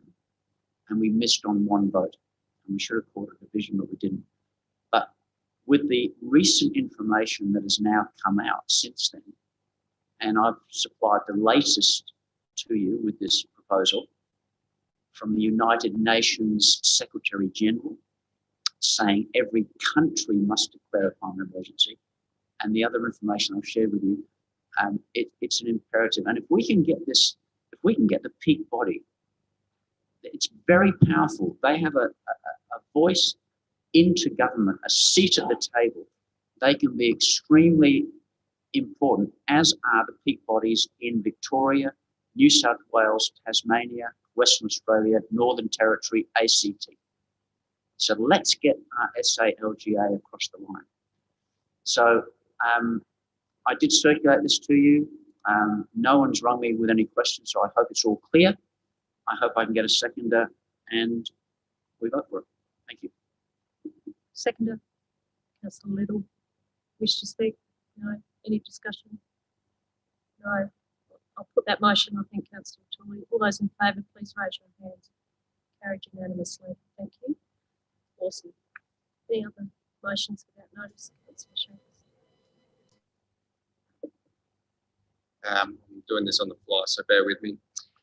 That council approach Red Centre and offer open dialogue with any councillors that may have caused any offence.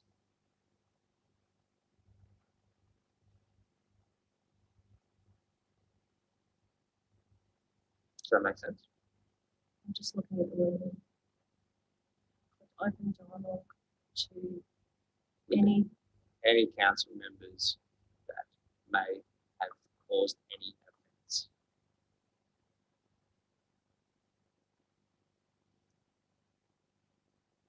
in respect of what?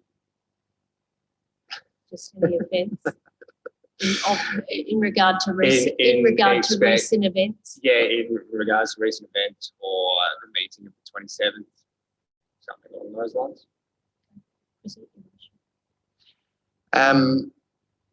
Yeah, I'm hopeful that this actually streamlines what I think my colleague was trying to achieve. I think that if there is some offence that has happened in a public meeting, we owe it to the community to now run that to ground. I think the previous motion just missed the mark and is not actually going to result in the opportunity of any closure if this is what is being sought. And I think that in open dialogue, this could be achieved, and it doesn't leave the collateral damage as someone, the cafe owners who may or may not have been offended by comments in the chamber, it doesn't leave them to the side now, because the last motion just wasn't appropriate. This one is actually giving the opportunity to reconcile, build bridges, whatever the sentiment of the last one is. I just think it's a bit more appropriate. And I hope that councillors support this, because although the last motion was a bit clumsy in my opinion, it still has a theme that we owe it to the community to run to ground. So I think this is a clean, crisp way forward and gives the opportunity for all parties to come to the table and provide any comments and maybe some actual words and facts. That would also be really handy for the community. So I hope we can get some support with this one and actually, yeah, move forward. So I put in 27th of October. I think that was the meeting. Yep, that's fine. Yeah. Second. That's all we wish to speak. Yeah, I think Councillor Shank's motion sort of gets to where I wanted to get anyway. I think it opens dialogue again. Whether the dialogue would be what we might want, but it does give them the opportunity to open dialogue. So I'm quite happy to support that motion. Discussion. Councillor Turner. Look, I will support the motion, but it's probably around the wrong way. But look, I'm happy to support it because I think anyone should do what I did. When I heard feedback that there had an allegation that there'd been offence caused and that there'd been some very mischievous comments made to certain people that just were not true, I reached out to Red Centre Enterprises. And we played phone tag until they rang me back. And I won't disclose because we talked a lot of things and we said that certain things will stay between us. But what it did was exactly what you intended. It cleared the air. It cleared the air. They understood fully, and I spoke for myself. I did not represent any of you or any comments you made. I spoke for myself. And I can tell you, and you'll be able to speak to them, they fully understand and understood where I was coming from. And they understood, and they watched and they listened to the tape, and they understood that my mirth and my humour was because I have a sense of humour and because I have watched that show, Yes Minister, and I referenced Yes Minister when I read the script. And my mocking laughter was at the officer's report, and not one word of disparagement towards an Aboriginal person or an Aboriginal enterprise ever came out of my mouth. And for anybody to say that is just mischievous in its absolute intent. Now, what this motion does, it says we approach them and offer an open dialogue. What that means is that a message is going to go to them to say, you are welcome to speak to any councillor who you think may have offended you. It's then up to whether they feel they want to do that. That's for them to do. We can't control that. But I would say to any of you, you can do what I did. I found their number. I rang them. I respectfully sent them a message first. I didn't cold call. I sent a message, introduced myself. This is Councillor Ian Tooley. I believe there have been some things said. Would you mind if I gave you a call? You couldn't have got more respect. And then they texted me back, and then we found a mutual time where they were able to ring me. Now, I have tried to do the same thing with the RAP committee, and you have all seen my emails to the CEO, where I have tried to get in contact with the RAP committee. I know you're on it. I know this gentleman here is on it. And I've spoken to you briefly about that, and I would like to speak to the coordinator. It's a public committee, but I've been told, no, you must not contact them. Well, if you're listening out there tonight, I would love just to have a conversation with you to make it clear to you, as I've said in this chamber tonight, why I laughed at the officer's report, but I never and would never laugh, mock, or in any way degrade Aboriginal people. That is not me. It's not in my DNA. It's never even been. And for Councillor Koch to say, you've got to look at the intent and the thinking behind what someone says. I don't even know what he means by that. He doesn't know what's in my head. He doesn't know what's in my intent. And for him to imply that there is something derogatory in my intent is just mischievous, because you don't know me and you don't know what is behind people's words. And to say that is just vile in the intent. What's your point of order, Councillor Koch? Need to be clear. It's in the regulations. What what has to be said has to be relevant to the motion. That's not relevant to the motion. I'm not going to uphold that. I think that the subject matter is relevant. However, I think your words are a bit strong. So if you could wrap it up, Councillor Tooley. Thank you. Formal motion that the motion be put by Councillor Hughes, seconded by Councillor Little, that the motion be put that motion. All those in favour, please raise your hands. All those against, it is carried. I put that motion. All those in favour of the motion, please raise your hands. Carried unanimously. Thank you. Okay, any other motions without notice? I've got one. Now move on to... Sorry, I've got a motion without notice. Sorry? I have a motion without notice. You have a motion without notice. What is your motion without notice, Councillor Davey? That a report come back to the council with options for improving our Zoom and online streaming setup,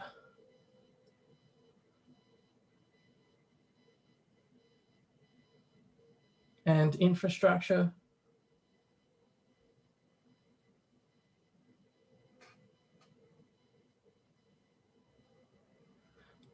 as well as any associated costs.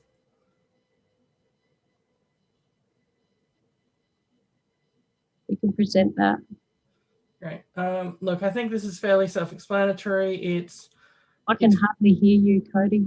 Yeah, well, see, that's the problem. That's the issue that I have with the Zoom infrastructure.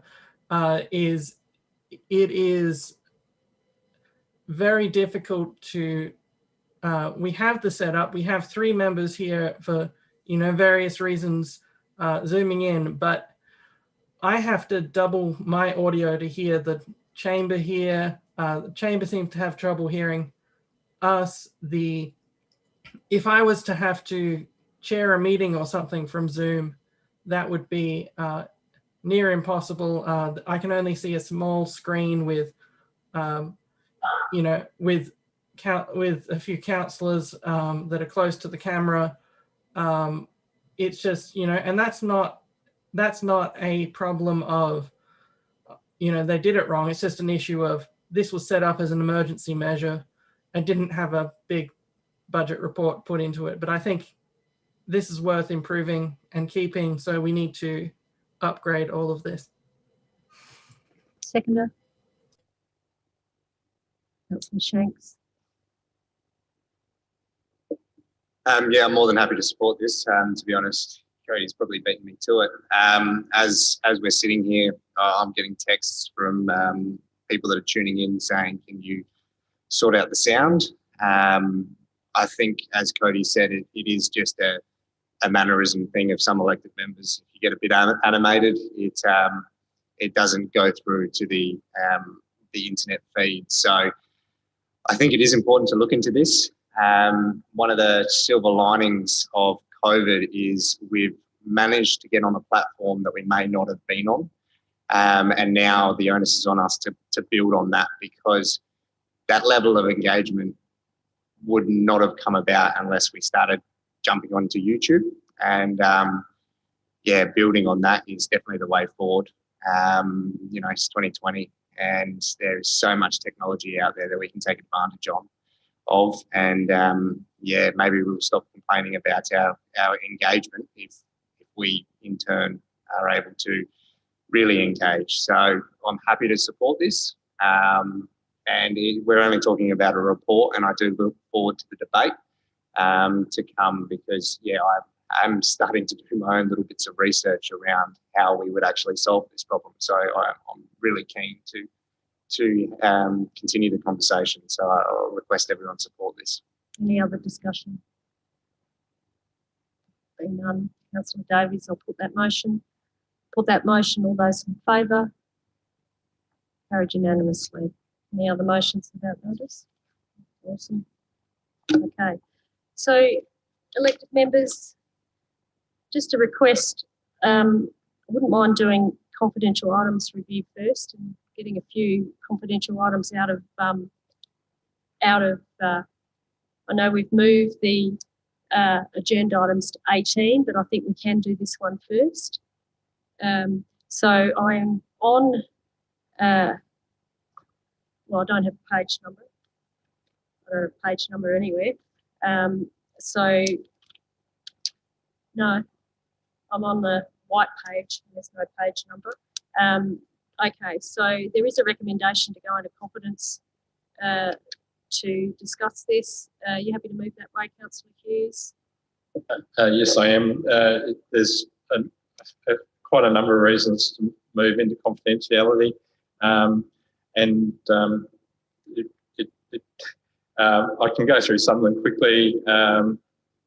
Disclosure which involve unreasonable disclosure information concerning personal affairs of person, commercial advantage, trade secrets, confidential nature. But I mean, and legal advice. But the main thing is, once we do go through this process, we are releasing a lot of documents out of confidence. So I'd ask all the councillors to please vote for this. Yes, second by Deputy Mayor Sample. All those in favour? All those against? It is carried. Thank you. We are now in confidence. David, if you could turn the live